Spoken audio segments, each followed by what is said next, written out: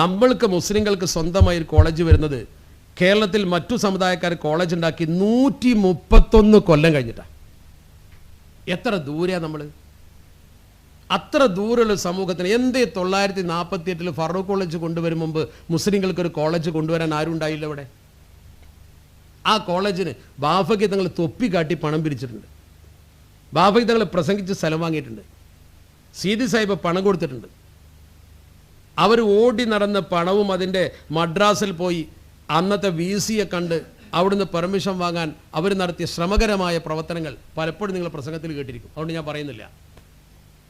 ഒരു സമൂഹത്തിൻ്റെ വിജയത്തിന് അടിസ്ഥാനപരമായി ബാലറ്റാണ് പ്രധാനപ്പെട്ട ആയുധം എന്നത് ആദ്യമായി നമ്മൾ മനസ്സിലാക്കണം.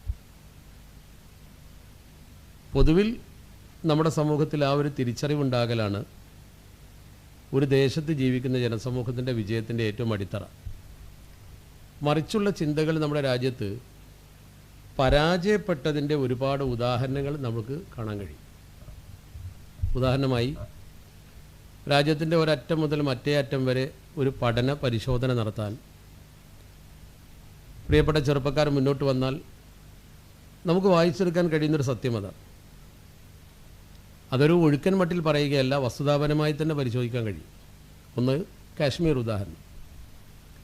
അവിടെ നേരത്തെ ഭരിക്കുന്ന ഗവൺമെൻറ്റും പ്രദേശത്തെ ജനങ്ങളും തമ്മിൽ ഒരു സംഘട്ടന മനോഭാവത്തിലായിരുന്നു മുന്നോട്ട് പോയിരുന്നത്. അതിന് പല കാരണങ്ങളുണ്ട്, പശ്ചാത്തലങ്ങളുണ്ട്. അങ്ങനെ അവിടെയുള്ള ചെറിയ കുട്ടികൾ പോലും ഈ തീവ്ര ചിന്തയിലേക്ക് വന്ന് ആയുധങ്ങൾ കൊണ്ട് കാര്യം നേടാൻ കഴിയും എന്നൊരു കാഴ്ചപ്പാടിൽ അവരെത്തി. അതിൻ്റെ അടിസ്ഥാനത്തിൽ അതിശക്തമായ സായുധ പ്രവർത്തനങ്ങൾ, ഒരു വേള പറഞ്ഞാൽ തീവ്രവാദികൾ എന്ന് മുദ്രകുത്തപ്പെടുന്ന തരത്തിലുള്ള പ്രവർത്തനങ്ങൾ അവിടെ അരങ്ങേറി. കാരണങ്ങളും പശ്ചാത്തലങ്ങളും ന്യായീകരണങ്ങളും ഒക്കെ പലതും ഉണ്ടായേക്കാം. പക്ഷെ അതുകൊണ്ട് അവർക്ക് പുരോഗതിപ്പെടാൻ കഴിഞ്ഞില്ല എന്ന് മാത്രമല്ല, പ്രദേശം അവഗണിക്കപ്പെട്ടു. അവസാനം സംഭവിച്ചത് അത്തരം സംഘടനകളൊക്കെ എല്ലാം നിർത്തിവെച്ച് ഗവൺമെൻറ്റുമായി രാജിയായി തെരഞ്ഞെടുപ്പ് പ്രക്രിയയിൽ പങ്കാളികളാകാനാണ് അവർ മുന്നോട്ട് വന്നത്. നേരത്തെ തെരഞ്ഞെടുപ്പ് പ്രക്രിയയോട് അവർക്ക് താല്പര്യക്കുറവുണ്ടായിരുന്നു. അവിടുന്ന് ഇങ്ങോട്ട് വിട്ട് നേരെ വന്ന് പഞ്ചാബിൽ നമ്മൾ പരിശോധിച്ചാൽ ഭിന്ദ്രൻവാലയുടെ നേതൃത്വത്തിൽ സുവർണക്ഷേത്രം കേന്ദ്രീകരിച്ചുകൊണ്ട് ശക്തമായ പടയൊരുക്കം നടത്തി. ആ പടയൊരുക്കത്തിലൂടെ വരച്ച വരയിൽ സർക്കാരിനെ നിർത്താനും തെരഞ്ഞെടുപ്പ് ബഹിഷ്കരിക്കാനും സ്ഥാനാർത്ഥികളാകാൻ പോകാതിരിക്കാനും ഒക്കെയുള്ളൊരു കാഴ്ചപ്പാടായിരുന്നു അവർ പ്രകടിപ്പിച്ചിരുന്നത്. അവർ തിരുത്തിയിട്ട് അവർ രാഷ്ട്രീയ മനോഭാവത്തിലേക്ക് വന്നു. ഇലക്ഷൻ അതുപോലെ തന്നെ തെരഞ്ഞെടുപ്പ്, ഇതിലൂടെ മാത്രമേ കാര്യം നേടാൻ കഴിയൂ എന്നൊരു കാഴ്ചപ്പാടിലേക്ക് അവരും വന്നു. ഞാൻ ഈ കാര്യങ്ങൾ ഇങ്ങനെ പറഞ്ഞു പോകുന്ന ഒരു പ്രസംഗ മോഡലല്ല, കാരണം നിങ്ങളിങ്ങനെ ഇത് ക്യാമ്പാകുമ്പോൾ അവിടെ പ്രധാനം അതാണ്. അവിടുന്ന് ഇങ്ങോട്ട് നമ്മൾ പിന്നെ ബാക്കിയൊക്കെ പരിശോധിച്ചാൽ ഇതുപോലെയുള്ള നിരവധി അനുഭവങ്ങൾ നമ്മുടെ രാജ്യത്ത് ആവർത്തിക്കപ്പെട്ടതായി കാണാൻ കഴിയും. അതിൽപ്പെട്ട ഒന്നായിരുന്നു നമുക്ക് അറിയാൻ കഴിയുന്ന മതസംഘടന എന്ന രീതിയിൽ ജമാഅത്തെ ഇസ്ലാമിയുടെ കാഴ്ചപ്പാട്. ആ ഒരു ഭരണകൂടത്തോട് സഹകരിക്കാതെയുള്ളൊരു കാഴ്ചപ്പാടിൽ നിന്ന് അവർ മാറി തെരഞ്ഞെടുപ്പിൽ മത്സരിക്കാനും പുതിയ രാഷ്ട്രീയ പാർട്ടി ഉണ്ടാക്കാനും രംഗത്ത് വന്നു. സുഹൃത്ത് അബ്ദുൽ നാസർ മഅദനി വന്ന സമയത്തും അദ്ദേഹം ഒരു തീവ്ര ചിന്തയോടുകൂടി നിലവിലുള്ള രാഷ്ട്രീയ സംവിധാനത്തിന് ഒന്നും ചെയ്യാൻ കഴിയില്ല, നമ്മൾ സംഘടിച്ച് ഫാസിസ്റ്റുകൾക്കെതിരെ RSSന് ബദൽ ISS എന്നൊരു സമീപനം സ്വീകരിക്കണമെന്നാണ് അദ്ദേഹം അന്ന് പറഞ്ഞത്. അതനുസരിച്ച് ഒരുപാട് ആളുകൾ അതിൽ ആകൃഷ്ടരാവുകയും ചെയ്തു. കാരണം തീവ്രത അല്ലെങ്കിൽ നിലവിലുള്ള സംവിധാനങ്ങളോടുള്ള ഒരു എതിർപ്പ് പ്രകടിപ്പിക്കുമ്പോൾ സ്വാഭാവികമായും അതിന് പിന്തുണ കിട്ടുന്നൊരു സ്വഭാവം നമ്മുടെ സമൂഹത്തിലുണ്ട്. അദ്ദേഹവും അവസാനം തിരുത്തി ഒരു പ്രത്യേക പേരിട്ടൊരു രാഷ്ട്രീയ പാർട്ടിയിലേക്ക് അവർ വന്നു. ബാലറ്റിലൂടെ തന്നെ കാര്യങ്ങൾ നേടാൻ പറ്റുമെന്നൊരു കാഴ്ചപ്പാടിൽ അവരും എത്തി. അതുപോലെ തന്നെ NDF എന്ന സംഘടന രംഗത്ത് വന്ന സമയത്ത് നിങ്ങൾക്കറിയാം, നിലവിലുള്ള ഈ രാഷ്ട്രീയ സംവിധാനം കൊണ്ട് പ്രയോജനമില്ല, മറിച്ച് നമ്മൾ രഹസ്യമായി ഒരു ഫോഴ്സ് പോലെ രൂപപ്പെടുത്തിയിട്ട് അതിന് നമ്മുടെ ആളുകളെ കൂടുതൽ ചേർത്ത് ഭരണകൂടത്തിൻ്റെ നിലപാടുകൾക്കെതിരെ നമ്മൾ ശക്തമായി പ്രതികരിച്ചെങ്കിലേ നമ്മുടെ കാര്യങ്ങൾ നേടാൻ കഴിയൂ, വ്യവസ്ഥാപിത മാർഗത്തിലൂടെ കഴിയില്ല എന്നാണ് അവർ പ്രകടിപ്പിച്ചത്. ആ പ്രചരണം സമൂഹത്തിൽ ഒരുപാട് ആളുകൾ ഏറ്റെടുത്തു.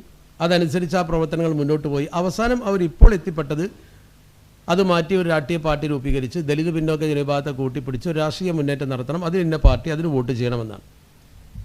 ഞാനീ പറഞ്ഞ വസ്തുതകളൊക്കെ നിങ്ങൾ ശരിക്ക് വെച്ച് പരിശോധിച്ച് നോക്കൂ.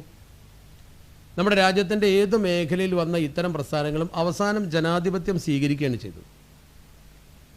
ജനങ്ങളുടെ ആധിപത്യമുള്ള രാജ്യത്ത് ജനാധിപത്യ പ്രക്രിയയിലൂടെ അല്ലാതെ ഒരു കാര്യവും നേടാൻ കഴിയില്ല. ഒരു പ്രതിലോമ ശക്തിയായി നിന്നുകൊണ്ട് നമുക്ക് കാര്യം നേടാൻ കഴിയാത്തൊരു ബ്രിട്ടീഷ് കാലഘട്ടം അങ്ങനെയല്ല. ബ്രിട്ടീഷ് കാലഘട്ടം എന്ന് പറഞ്ഞാൽ നമുക്കൊരു പങ്കുമില്ലാത്ത, നമുക്ക് നീതി കിട്ടാത്ത ഒരു കാലഘട്ടം വന്നപ്പോൾ ജനങ്ങൾ ഒന്നിച്ച് സംഘടിച്ച് അതിനെതിരെ ശബ്ദിച്ചു എന്നുള്ളതാണ്. വൈദേശിക ഭരണവും നമ്മുടെ നാടിൻ്റെ ഭരണവും തമ്മിൽ വ്യത്യാസമുണ്ട്. നമ്മുടെ നാടിൻ്റെ ഭരണം എന്ന് പറയുന്നത് ഒരു ഭരണഘടനാധിഷ്ഠിതമായ സംവിധാനമാണ്.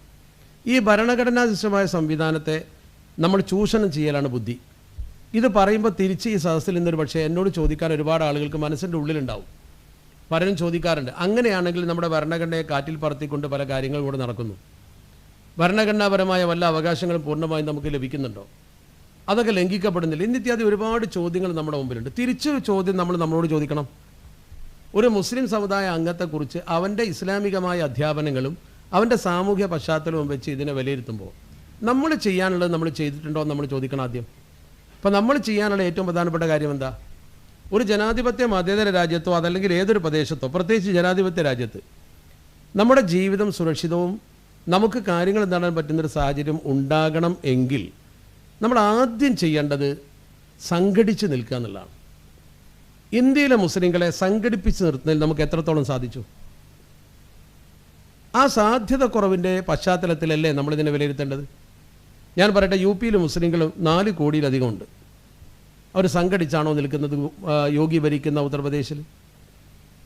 പശ്ചിമ ബംഗാളിൽ 3.5 കോടി മുസ്ലിങ്ങളുണ്ട്. അവർ സംഘടിച്ചാണോ നിൽക്കുന്നത്? ബീഹാറിലും മഹാരാഷ്ട്രയിലുമൊക്കെ ശരിക്കും പരിശോധിച്ചാൽ 1.5 കോടിയോളം മുസ്ലിങ്ങൾ 2 സ്ഥലത്തുണ്ട്. 1.5 കോടി വീതം. ആസാമിലുണ്ട് അതുപോലെ മുസ്ലിങ്ങൾ. ശരിക്കും കേരളം എന്ന് പറയുന്ന 6ാം സ്ഥാനത്താണ്. 5 സംസ്ഥാനങ്ങൾ മുസ്ലിം ഭൂരിപക്ഷത്തിൽ നമ്മുടെ മുമ്പിലുണ്ട്. അവിടെയൊക്കെ മുസ്ലിം ഭൂരിപക്ഷം എന്ന് പറയുന്നത് 1 കോടിക്ക് മേലെയാണ്. 4 കോടി, 3.5 കോടി, 1.5 കോടി, 1 കോടിയിലധികം. നമ്മൾ മാക്സിമം ഒരു 80 ലക്ഷം മുസ്ലിങ്ങൾ കേരളത്തിലുണ്ടാവും. ഇനി കൂട്ടി പറഞ്ഞാൽ 85 ലക്ഷം മുസ്ലിങ്ങൾ എന്ന് പറയും. 1 കോടി നമ്മൾ തികഞ്ഞിട്ടില്ല. 1 കോടി തികയാത്ത കേരളത്തിലെ മുസ്ലിങ്ങൾ നേടിയ നേട്ടം എന്തുകൊണ്ട് ഈ കോടികളടക്കമുള്ള അവർക്ക് നേടാൻ കഴിയാതെ പോയത്? അതിൻ്റെ അർത്ഥം അവിടെയുള്ള മുസ്ലിങ്ങളെ സംഘടിപ്പിച്ച് നിർത്തുന്നതിന് നമുക്ക് സാധ്യമായിട്ടില്ല. എവിടെയൊക്കെ സംഘടിച്ചിട്ടുണ്ടോ അവിടെ അവർക്ക് ഗുണമുണ്ടായിട്ടുണ്ട്. അതേ സമയത്ത് ഈ സംഘടന അല്ലെങ്കിൽ സംഘാടനം എന്ന ഈ രീതിശാസ്ത്രം അത് നമുക്ക് എങ്ങനെ മുന്നോട്ട് കൊണ്ടുപോകാൻ പറ്റും എന്നുള്ള നമ്മൾ ചിന്തിക്കേണ്ടത്.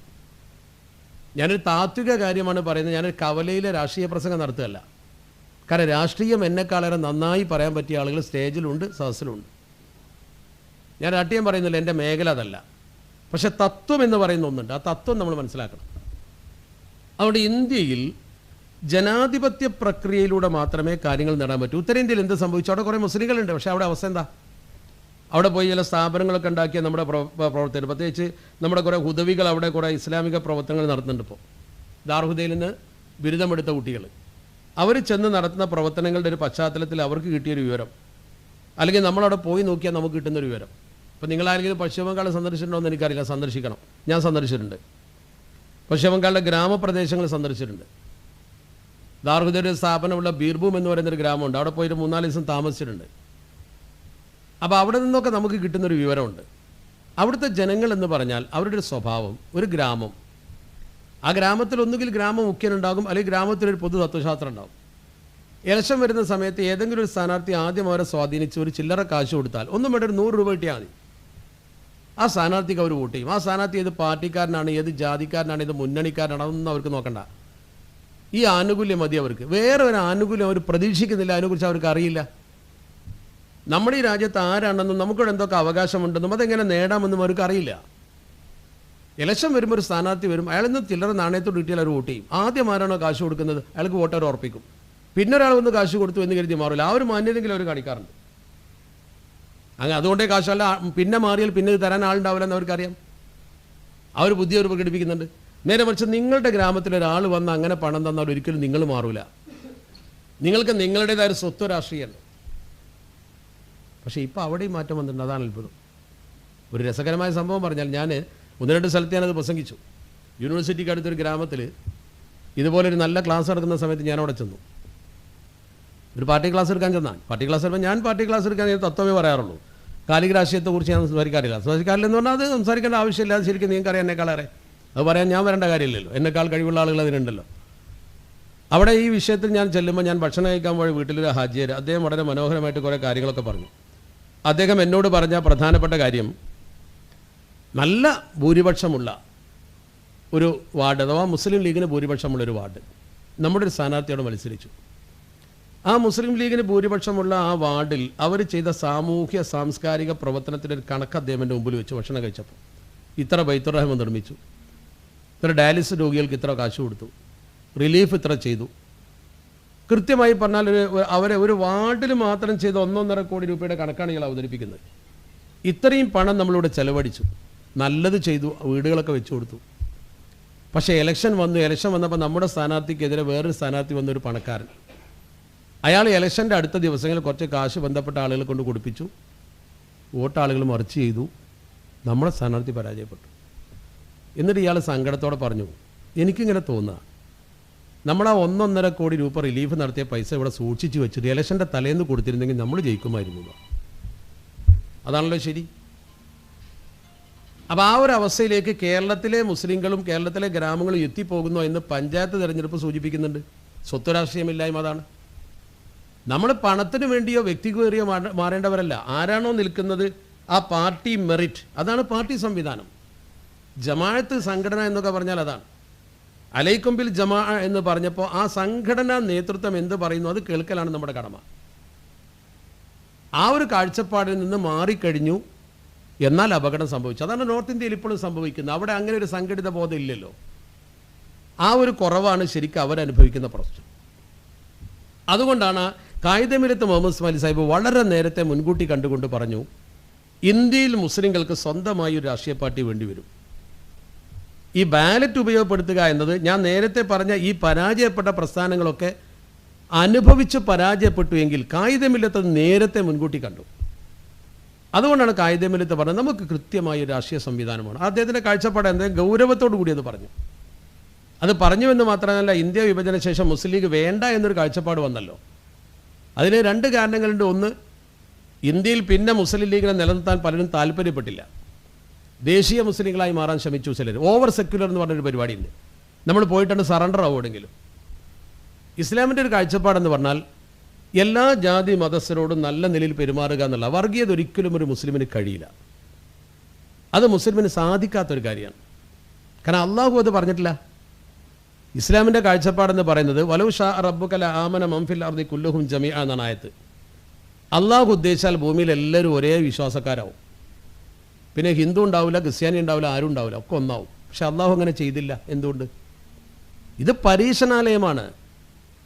ഇത് സ്വർഗമല്ല, ഇത് നരകവുമല്ല. രണ്ടിനും ഇടയ്ക്കുള്ളൊരു പരീക്ഷണശാലയിലാണ് നമ്മളുള്ളത്. അപ്പോൾ ഇവിടെ വിശ്വാസി ഉണ്ടാവും, അവിശ്വാസി ഉണ്ടാവും, പള്ളി ഉണ്ടാവും, അതുപോലെ തന്നെ കള്ളുഷാപ്പും ഉണ്ടാവും. അതിനിടക്ക് നിന്നുകൊണ്ട് നിൻ്റെ വിശ്വാസം നീ എന്ത് ചെയ്യുന്നു എന്ന് അള്ളാഹു പരീക്ഷിക്കുകയാണ്. അതുകൊണ്ടാണ് അള്ളാഹു പറഞ്ഞത് വലൗ ഷാ റബ്ബുക ലആമന മൻ ഫിൽ അർദി കുല്ലുഹും ജമീഅൻ. ഈ മനുഷ്യൻ ഇങ്ങനെ ഇടങ്ങേറാക്കാതെ പഠിച്ച റബ്ബിന് ഇവിടെ തന്നെയാണ് സ്വർഗ്ഗം ഉണ്ടാക്കിയിരുന്നല്ലോ. എന്തിനാ വെറുതെ നമ്മളെത്ര ഇടങ്ങേറാക്കേണ്ട കാര്യം?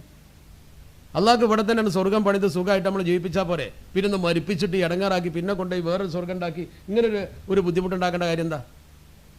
അങ്ങനെ ചെയ്യാതിരുന്ന ആരെയാണ് സ്വർഗ്ഗത്തിൽ കടത്തേണ്ടത്, ആരെയാണ് ശിക്ഷിക്കേണ്ടത് തീരുമാനിക്കണം. അതിനുള്ളൊരു സ്വാതന്ത്ര്യം മനുഷ്യന് തന്നു. എന്നിട്ട് അള്ളാഹു പറഞ്ഞ പ്രവാചകരോട് അഫ അന്ത തുക്രിഹുന്നാസ ഹത്താ യകൂനു മുഅ്മിനീൻ. ഈ ജാതിയുടെ മതസൗഹാർദ്ദം ദുന്യാവിൽ ആർക്കുള്ളത്? എന്താണ് ആ ചോദ്യത്തിൻ്റെ അർത്ഥം? പ്രവാചകരോട് ചോദിക്കുകയാണ്. ആരോട്? അഷ്റഫുൽ ഖൽഖ് മുഹമ്മദ് മുസ്തഫ സ്വല്ലല്ലാഹു അലൈഹി വസല്ലമ തങ്ങളോട് അള്ളാഹു ചോദിക്കുകയാണെന്ത്? നിങ്ങൾ ജനങ്ങൾ മുസ്ലിങ്ങളാകാൻ നിർബന്ധിക്കുകയാണോ? ജനങ്ങളൊക്കെ മുഅ്മിനീങ്ങളാകാൻ നിങ്ങൾ നിർബന്ധിക്കുകയാണോ? എന്താ പ്രവാചകരുടെ ഡ്യൂട്ടി? പ്രവാചകരുടെ ഡ്യൂട്ടി ജനങ്ങളെ ഇസ്ലാമിലേക്ക് ക്ഷണിക്കലാണ്. ഇസ്ലാമിലേക്ക് ക്ഷണിക്കാൻ അള്ളാഹു നിർദ്ദേശിച്ച പ്രവാചകരോട് അള്ളാഹു പറയണം നിങ്ങൾ ജനങ്ങളെ ഇസ്ലാമിലേക്ക് നിർബന്ധമായിട്ട് ചേർക്കുകയാണോ? അത് നടക്കൂല എന്നതിൻ്റെ അർത്ഥം. എന്തുകൊണ്ട് നടക്കൂല? അള്ളാഹു എന്നെ കാരണം പറഞ്ഞു. വമാ കാനലി നഫ്സിൻ അൻ തുഅ്മിന ഇല്ലാ ബി ഇദ്നില്ലാ. അള്ളാഹുവിൻ്റെ സമ്മതം കൂടാതെ ഒരു മനുഷ്യനും മുഅ്മിനാകാൻ കഴിയില്ല. അപ്പോൾ യഥാർത്ഥത്തിൽ ഒരാൾ മുഅ്മിനാകുന്നതിൽ അള്ളാഹുവിൻ്റെ ഒരു അനുഗ്രഹം ആവശ്യമാണ്. അള്ളാഹു അനുഗ്രഹിച്ചവർക്ക് മുഅ്മിനാകാൻ കഴിയും, അല്ലാത്ത അപ്പോൾ പിന്നെ അള്ളാഹുവിൻ്റെ പരീക്ഷണമുണ്ട്. കാരണം ആ അള്ളാഹുവിൻ്റെ അനുഗ്രഹത്തിലേക്ക് എത്തിച്ചേരാനുള്ള പ്രവണതയും പ്രവർത്തനവും നമ്മളാണ് ചെയ്യേണ്ടത്. അതാണ് നമ്മുടെ കടമ. അപ്പോൾ ചുരുക്കത്തിൽ ഈ രാജ്യത്ത് അമുസ്ലിമിനെയും മുസ്ലിമിനെയും ഒക്കെ സൃഷ്ടിച്ചത് പടച്ച റബ്ബാണ്. അവരും അള്ളാഹുവിൻ്റെ സൃഷ്ടിയാണ്. അൽ ഖൽഖു കുല്ലുഹും അയ്യാലുല്ലാ എന്നാണ് ഹദീസ്. ഈ സൃഷ്ടികളൊക്കെ പടച്ചവൻ്റെ കുടുംബമാണ്. അതിൽ ഹിന്ദുവും പെട്ടു, ക്രിസ്ത്യാനിയും പെട്ടു, എല്ലാവരും പറ്റൂ. അപ്പോൾ പിന്നെ വർഗീയത എന്ന് പറയുന്ന ഒന്നും നമ്മുടെ മുമ്പിലില്ല. അത് വെറും വ്യാജ പ്രചരണമാണ്. ഇപ്പോൾ ഈ ഹക്കിടപാടിനെ കുറിച്ചൊക്കെ പറയുമ്പോൾ ഫിഖ്ഹിൻ്റെ കിതാബിൽ പറയുന്നുണ്ട്. ഇപ്പോൾ എന്നോടൊരു സുഹൃത്തൊരു സംശയം ചോദിച്ചു, ഈ പലിശ വാങ്ങാൻ പാടില്ലല്ലോ, അമുസ്ലിമിൻ്റെ കയ്യിൽ നിന്ന് പലിശ വാങ്ങിക്കൂടെയെന്ന് ചോദിച്ചു. പറ്റില്ലല്ലോ. മരിച്ചു ചെന്നാൽ നമ്മൾ ഹക്കിടപാടിൻ്റെ കാര്യത്തിൽ ഞാനൊരാൾക്കൊരു 1000 രൂപ കൊടുക്കാനുണ്ടെങ്കിൽ മരിച്ചു ചെന്നാൽ അത് അമുസ്ലിമാണെങ്കിലും അത് ചോദ്യം ചെയ്യപ്പെടും. ആ അമുസ്ലിമാണെന്ന് വിചാരിച്ച് കൊടുക്കാതിരിക്കാൻ പറ്റില്ല. ഹക്കിടപാടിൽ എല്ലാവരും തുല്യമാണ്. അതാണ് നമ്മുടെ മതത്തിൻ്റെ ഒരു പവിത്രത. അവിടെ ജാതി മതമൊന്നുമില്ല, കറക്റ്റാണ്. എല്ലാ ജാതി മതസ്ഥരോടും ഒരുപോലെ പെരുമാറണം. മാനുഷിക ബന്ധങ്ങൾ തുല്യമാണ്. അപ്പോൾ ചുരുക്കത്തിൽ ഞാനത് പറയാൻ കാരണം, അങ്ങനെയുള്ള ഒരു സംവിധാനം രാജ്യത്ത് നിലനിൽക്കുമ്പോൾ ഈ രാജ്യത്തെ മുസ്ലിങ്ങളെ സംബന്ധിച്ചിടത്തോളം അന്ന് ഇന്ത്യ വിഭജിക്കപ്പെട്ടപ്പോൾ മുസ്ലിങ്ങൾക്കൊരു പങ്ക് കിട്ടി എന്നൊരു തോന്നലുണ്ടാക്കി. സത്യത്തിൽ ഇന്ത്യ വിഭജിച്ചത് മുസ്ലിങ്ങളല്ല. ഇന്ത്യ വിഭജനം ഒരു ചരിത്രത്തിൻ്റെ പ്രധാനപ്പെട്ട സൃഷ്ടിയാണ്. ഇവിടുത്തെ ചില വർഗീയവാദികളായ ആളുകൾ ഇന്ത്യ വിഭജിക്കണമെന്ന് ആദ്യം ആവശ്യപ്പെട്ടതിൻ്റെ അടിസ്ഥാനത്തിൽ രണ്ടു കൂട്ടർക്കും ഒത്തുപോകാൻ കഴിയാത്തൊരു ഘട്ടമുണ്ടെന്ന് കണ്ടപ്പോൾ നിർബന്ധിത സാഹചര്യത്തിൽ വിഭജിച്ചതാണ്. അതിൻ്റെ ചരിത്രം പഠിച്ചാൽ അത് ബോധ്യപ്പെടുന്നതിൽ മുസ്ലിങ്ങൾക്ക് കാര്യമായ പങ്കൊന്നുമില്ല. അത് വെറുതെ നമ്മളെ മേൽ വെച്ച് കെട്ടുകയാണ്. മലബാർ കലാപത്തെ വർഗീയമാക്കുന്ന പോലെ അത് വെറുതെ വെച്ച് കെട്ടുകയാണ്. മലബാർ കലാപത്തെ വർഗീയമാക്കുന്ന അങ്ങനെയാണല്ലോ. അവിടെ ഞാൻ തിരിച്ചു വരുന്ന വിഷയത്തിലേക്ക്, കായിദമില്ലത്ത് മുഹമ്മദ് ഉസ്മാനി സാഹിബ് അന്ന് മുസ്ലിം ലീഗിനെ നിർബന്ധമായും ഇന്ത്യയിൽ നിലനിർത്തണം എന്ന് പറഞ്ഞു. അങ്ങനെ അദ്ദേഹത്തിൻ്റെ നിർബന്ധ ബുദ്ധി കൊണ്ടാണ് ഇന്ത്യയിൽ ഇത് നിലനിർത്താനുള്ള സാഹചര്യമുണ്ടായത്. അന്നത്തെ പ്രഗത്ഭരായ നേതാക്കളൊക്കെ പാകിസ്ഥാനിലേക്ക് പോയില്ലേ? അവരൊക്കെ പാകിസ്ഥാനിലേക്ക് പോയപ്പോൾ ഇനി ഇന്ത്യയിൽ ഇതിനെ നയിക്കാൻ ആളില്ല എന്നൊരു കാഴ്ചപ്പാട് വന്നു. അതുകൊണ്ട് തന്നെ അദ്ദേഹം ഇന്ത്യ മഹാരാജ്യത്ത് ഹുസൈൻ ഷഹീദ് സുഹ്റവർദി വിളിച്ചു ചേർത്ത യോഗത്തിൽ വെച്ച് അദ്ദേഹത്തിൻ്റെ കൽക്കത്തയിലെ വസതിയിൽ വെച്ച് മുസ്ലിം ലീഗിനെ അവസാനിപ്പിക്കാൻ തീരുമാനിച്ചു. ഇന്ത്യയിൽ വേണ്ട, ഇനി പാകിസ്ഥാനിൽ മതി. അതിനെ എതിർത്തു കായിദമില്ലത്ത് മുഹമ്മദ് ഉസ്മാനി സാഹിബ്, KMCD സാഹിബ്. ചരിത്രത്തിൽ രേഖപ്പെടുത്തി വെച്ചിട്ടുണ്ട്. 2 ദ്രാവിഡന്മാരാണ് ആ പദ്ധതി പൊളിച്ചത് എന്ന്. അത് ഇവർ രണ്ടുപേരെ കുറിച്ചാണ് ഈ പറയുന്നത്. അവർ രണ്ടുപേരും ശക്തമായി വാദിച്ചു, മുസ്ലിം ലീഗ് നിലനിർത്താൻ തീരുമാനിച്ചു. അങ്ങനെ കറാച്ചിയിൽ ചേർന്ന് 2 ഭാഗമായി പിരിഞ്ഞു. ഒരു ഭാഗം ഇന്ത്യൻ യൂണിയൻ മുസ്ലിം ലീഗ്, ഒരു ഭാഗം പാകിസ്ഥാൻ ലീഗ്. ഇന്ത്യൻ യൂണിയൻ മുസ്ലിം ലീഗിനെ ഇവിടെ കെട്ടിപ്പടുക്കുന്ന കാര്യം കായിദമില്ലത്തേറ്റു, പാകിസ്ഥാനിൽ ലിയാഖത്ത് അലി ഖാനും ഏറ്റു. അന്ന് പിരിഞ്ഞു പോരുന്ന സമയത്ത് ആ ഫണ്ടിൻ്റെ ഒരു ഭാഗം കിട്ടേണ്ടതുണ്ടായിരുന്നു 17 ലക്ഷം. അതുപോലും കായിദമില്ലത്ത് സ്വീകരിച്ചില്ല. നിങ്ങൾ വായിച്ചിട്ടുണ്ടാവും. കാരണം പാകിസ്ഥാൻ്റെ ഫണ്ട് കൊണ്ട് ഇന്ത്യയിലൊരു രാഷ്ട്രീയ പാർട്ടി കെട്ടിപ്പടുത്തു എന്നൊരു തോന്നൽ വേണ്ട എന്ന് കരുതി ആ ഫണ്ട് 17 ലക്ഷം, അന്നത്തെ 17 ലക്ഷം നോക്കണം നിങ്ങൾ. 948 17 ലക്ഷം എന്നൊക്കെ പറഞ്ഞാൽ എത്ര വലിയ തുകയാണ്. ഇന്ന് കോടികളുണ്ടാവും മൂല്യം കൂട്ടുമ്പോൾ. ആ തുക ഒഴിവാക്കിയിട്ടാണ് കായിദമില്ലത്ത് ഇവിടെ വന്നത്. അങ്ങനെയാണ് അദ്ദേഹം പുതുനഗരത്ത് പതാക ഉയർത്തി 1948 മാർച്ച് 10 അദ്ദേഹം മദ്രാസിൽ കൺവെൻഷൻ വിളിക്കുന്നത്. കൺവെൻഷൻ വിളിക്കുന്ന സമയത്ത് പോലും കൺവെൻഷനിൽ കൂടി കൺവെൻഷൻ വിളിക്കാനൊരു ഹാള് കൊടുത്തില്ല. ഹാള് കിട്ടുന്നില്ല. മുസ്ലിം ലീഗിനെ നിലനിർത്താൻ ഒരു ഹാള് കിട്ടാനില്ല.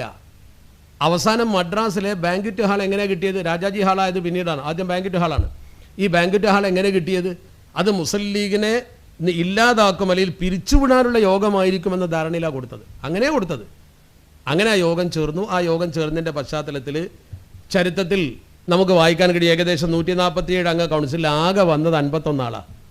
ഈ 51 ആൾ വന്നപ്പോൾ തന്നെ ചിന്തിക്കണം, 51 ആളെ ആകെ വന്നുള്ളൂ. 3-1 വന്നുള്ളൂ. ആർക്കും താല്പര്യമില്ല. അങ്ങനെ 3-1 വന്നപ്പോൾ തന്നെ 37 പേര് അനുകൂലിച്ചപ്പോൾ 14 പേര് എതിർക്കുക ചെയ്തു. 14 പേര് എതിർത്തു. ആ എതിർപ്പ് അത്ര വന്നവരിൽ തന്നെ 14 പേര് എതിർത്തു. നീണ്ട ചർച്ച. അങ്ങനെയാണ് ഈ മുസ്ലിം ലീഗ് കെട്ടിപ്പടുക്കാൻ മുന്നോട്ട് വന്നത്. ഇവിടെ ഞാൻ ചരിത്രത്തിൽ വായിച്ചപ്പോൾ എനിക്ക് തോന്നിയ ചില കാര്യം പറയുന്നത്, നിങ്ങൾക്ക് വിശ്വസിക്കാൻ പറ്റുമെന്ന് എനിക്കറിയില്ല. എനിക്ക് തോന്നിയ ചില കാര്യങ്ങൾ. അതിൽ ഈ യോഗം കായിദമില്ലത്ത് വിളിച്ചു ചേർക്കുന്നത് 1948 മാർച്ച് 10 ഈ മാർച്ച് 10 അദ്ദേഹം ഇത് വിളിച്ചു ചേർക്കുന്നതിൻ്റെ മുമ്പ് ജനുവരി 29, ജനുവരി, ഫെബ്രുവരി, മാർച്ച് 1948 ജനുവരി 29 മൗണ്ട് ബാറ്റൺ പ്രഭു നേരിട്ട് വന്നു മദ്രാസിൽ. ചരിത്രത്തിൽ നിന്ന് വായിച്ചാൽ കാണാം. മദ്രാസിൽ മൗണ്ട് ബാറ്റൺ പ്രഭു വന്നിട്ട് അദ്ദേഹം ഇത് നിലനിർത്തരുത്, മുസ്ലിം ലീഗിനെ നിലനിർത്തേണ്ട ആവശ്യമില്ല എന്ന് പറഞ്ഞു. ഉടനെ തന്നെ അദ്ദേഹം അതിന് പ്രതികരിച്ചു. ഇന്ത്യയിലെ മുസ്ലിങ്ങളുടെ അടിസ്ഥാന പ്രശ്നപരിഹാരത്തിനാണ് ഞാൻ നിലനിർത്തുന്നത്. അതിന് അദ്ദേഹം വളരെ യുക്തമായി മറുപടി പറഞ്ഞു. പണ്ഡിറ്റ് ജവഹർലാൽ നെഹ്റു എല്ലാ കാര്യങ്ങളും നിങ്ങളെ അറിയിക്കാൻ എന്നെ ഏൽപ്പിച്ചതാണ്. നിങ്ങളുടെ പ്രശ്നങ്ങൾ പരിഹരിക്കാൻ ഗവൺമെൻറ് പ്രതിജ്ഞാബദ്ധമാണ് എന്ന് നെഹ്റു പറഞ്ഞിട്ടുണ്ട്. നിങ്ങൾ പലപ്പോഴും കേട്ടിരിക്കും ചരിത്രമെങ്കിലും പുതുതലമുറയ്ക്ക് വേണ്ടിയാണ് ഞാൻ പറയുന്നത്. ഉടൻ തന്നെ കായിദമില്ലത്ത് പറഞ്ഞു, നെഹ്റു ജനാധിപത്യ വിശ്വാസിയും മതേതരവാദിയുമാണ്. എല്ലാ കാലത്തും ഇന്ത്യ നെഹ്റു ഭരിച്ചു കൊള്ളണം എന്നില്ല. അതുകൊണ്ട് ഞങ്ങൾക്ക് ഞങ്ങളുടേതായ അവകാശങ്ങൾ ചോദിക്കാൻ ഒരു പാർട്ടി വേണം, അത് ഞാൻ നിലനിർത്തുക തന്നെ ചെയ്യും എന്ന് പറഞ്ഞു. ചുരുക്കത്തിൽ ആ സംഭാഷണത്തിൽ ഞാൻ ഇന്ത്യൻ പ്രധാനമന്ത്രിയുടെ പ്രതിനിധിയാണ് എന്ന് പറഞ്ഞിട്ട് പോലും കായികമിലത്ത് അനങ്ങിയില്ല. അത് മൗണ്ട് ബാറ്റന് വിഷമമുണ്ടായി. ചുരുക്കത്തിൽ മൗണ്ട് ബാറ്റനും ഗാന്ധിജിയും തമ്മിൽ ഒരു പിണങ്ങിപ്പിരിയലാണ് ഉണ്ടായത്. നെഹ്റു ഏൽപ്പിച്ച ദൗത്യം വിജയിപ്പിക്കാൻ കഴിഞ്ഞില്ല എന്ന് മൗണ്ട് ബാറ്റനും ആ പറഞ്ഞത് കേട്ടില്ല എന്നുള്ള തോന്നലും എല്ലാം കൂടി പിരിഞ്ഞിട്ടാണ് പോയത്. സ്വാഭാവികമായും അന്ന് കായികമിലത്തിന് വല്ലാത്ത വിഷമമുണ്ടായി എന്നാണ് അദ്ദേഹത്തിൻ്റെ ചരിത്രം എഴുതി വെച്ച പലരും എഴുതിയിട്ടുള്ളത്. ഭയങ്കര മനോവിഷമം. ആ മനോവിഷമത്തിൻ്റെ കാരണത്താൽ അദ്ദേഹം റൂമിൽ അടച്ചിരുന്ന് സന്ദർശകർ പോലും സ്വീകരിക്കാതെ അള്ളാഹുവിനോട് പ്രാർത്ഥിച്ചു എന്നാണ് ചില ചരിത്രകാരന്മാർ എഴുതി വെച്ചത്. വല്ലാത്തൊരു സൂഫി ചിന്താഗതിയുള്ള വളരെ നല്ല ആത്മീയമായ അവബോധമുണ്ടായിരുന്ന നല്ല ദീനും തക്വയുമുള്ള വ്യക്തിയായിരുന്നു കായികമിലത്ത്. അത് മനസ്സിലാക്കണം ആദ്യം. കേവലം ഒരു രാഷ്ട്രീയ നേതാവെന്നൊന്നും പറഞ്ഞുകൂടാ. കായികമിലത്തിൻ്റെ ജീവിതം എന്ന് പറഞ്ഞാൽ അങ്ങനെയാണ്. അദ്ദേഹത്തിൻ്റെ ജീവിതം ദീനിന് വേണ്ടി അർപ്പിക്കപ്പെട്ടൊരു വ്യക്തി. അദ്ദേഹത്തിൻ്റെ ദീനും ലീഗും ഒന്ന് തന്നെയാണ്. കായികമിലത്തിനെ കുറിച്ച് പഠിക്കുമ്പോഴങ്ങനെയാണ്. എന്നാൽ എല്ലാ ജാതി മത്സരയും ഉൾക്കൊള്ളാനും അദ്ദേഹത്തിന് കഴിഞ്ഞു. ജാതിഭേദമന്യേ എല്ലാവർക്കും ലീഗിൽ അംഗത്വം ഉണ്ടായി.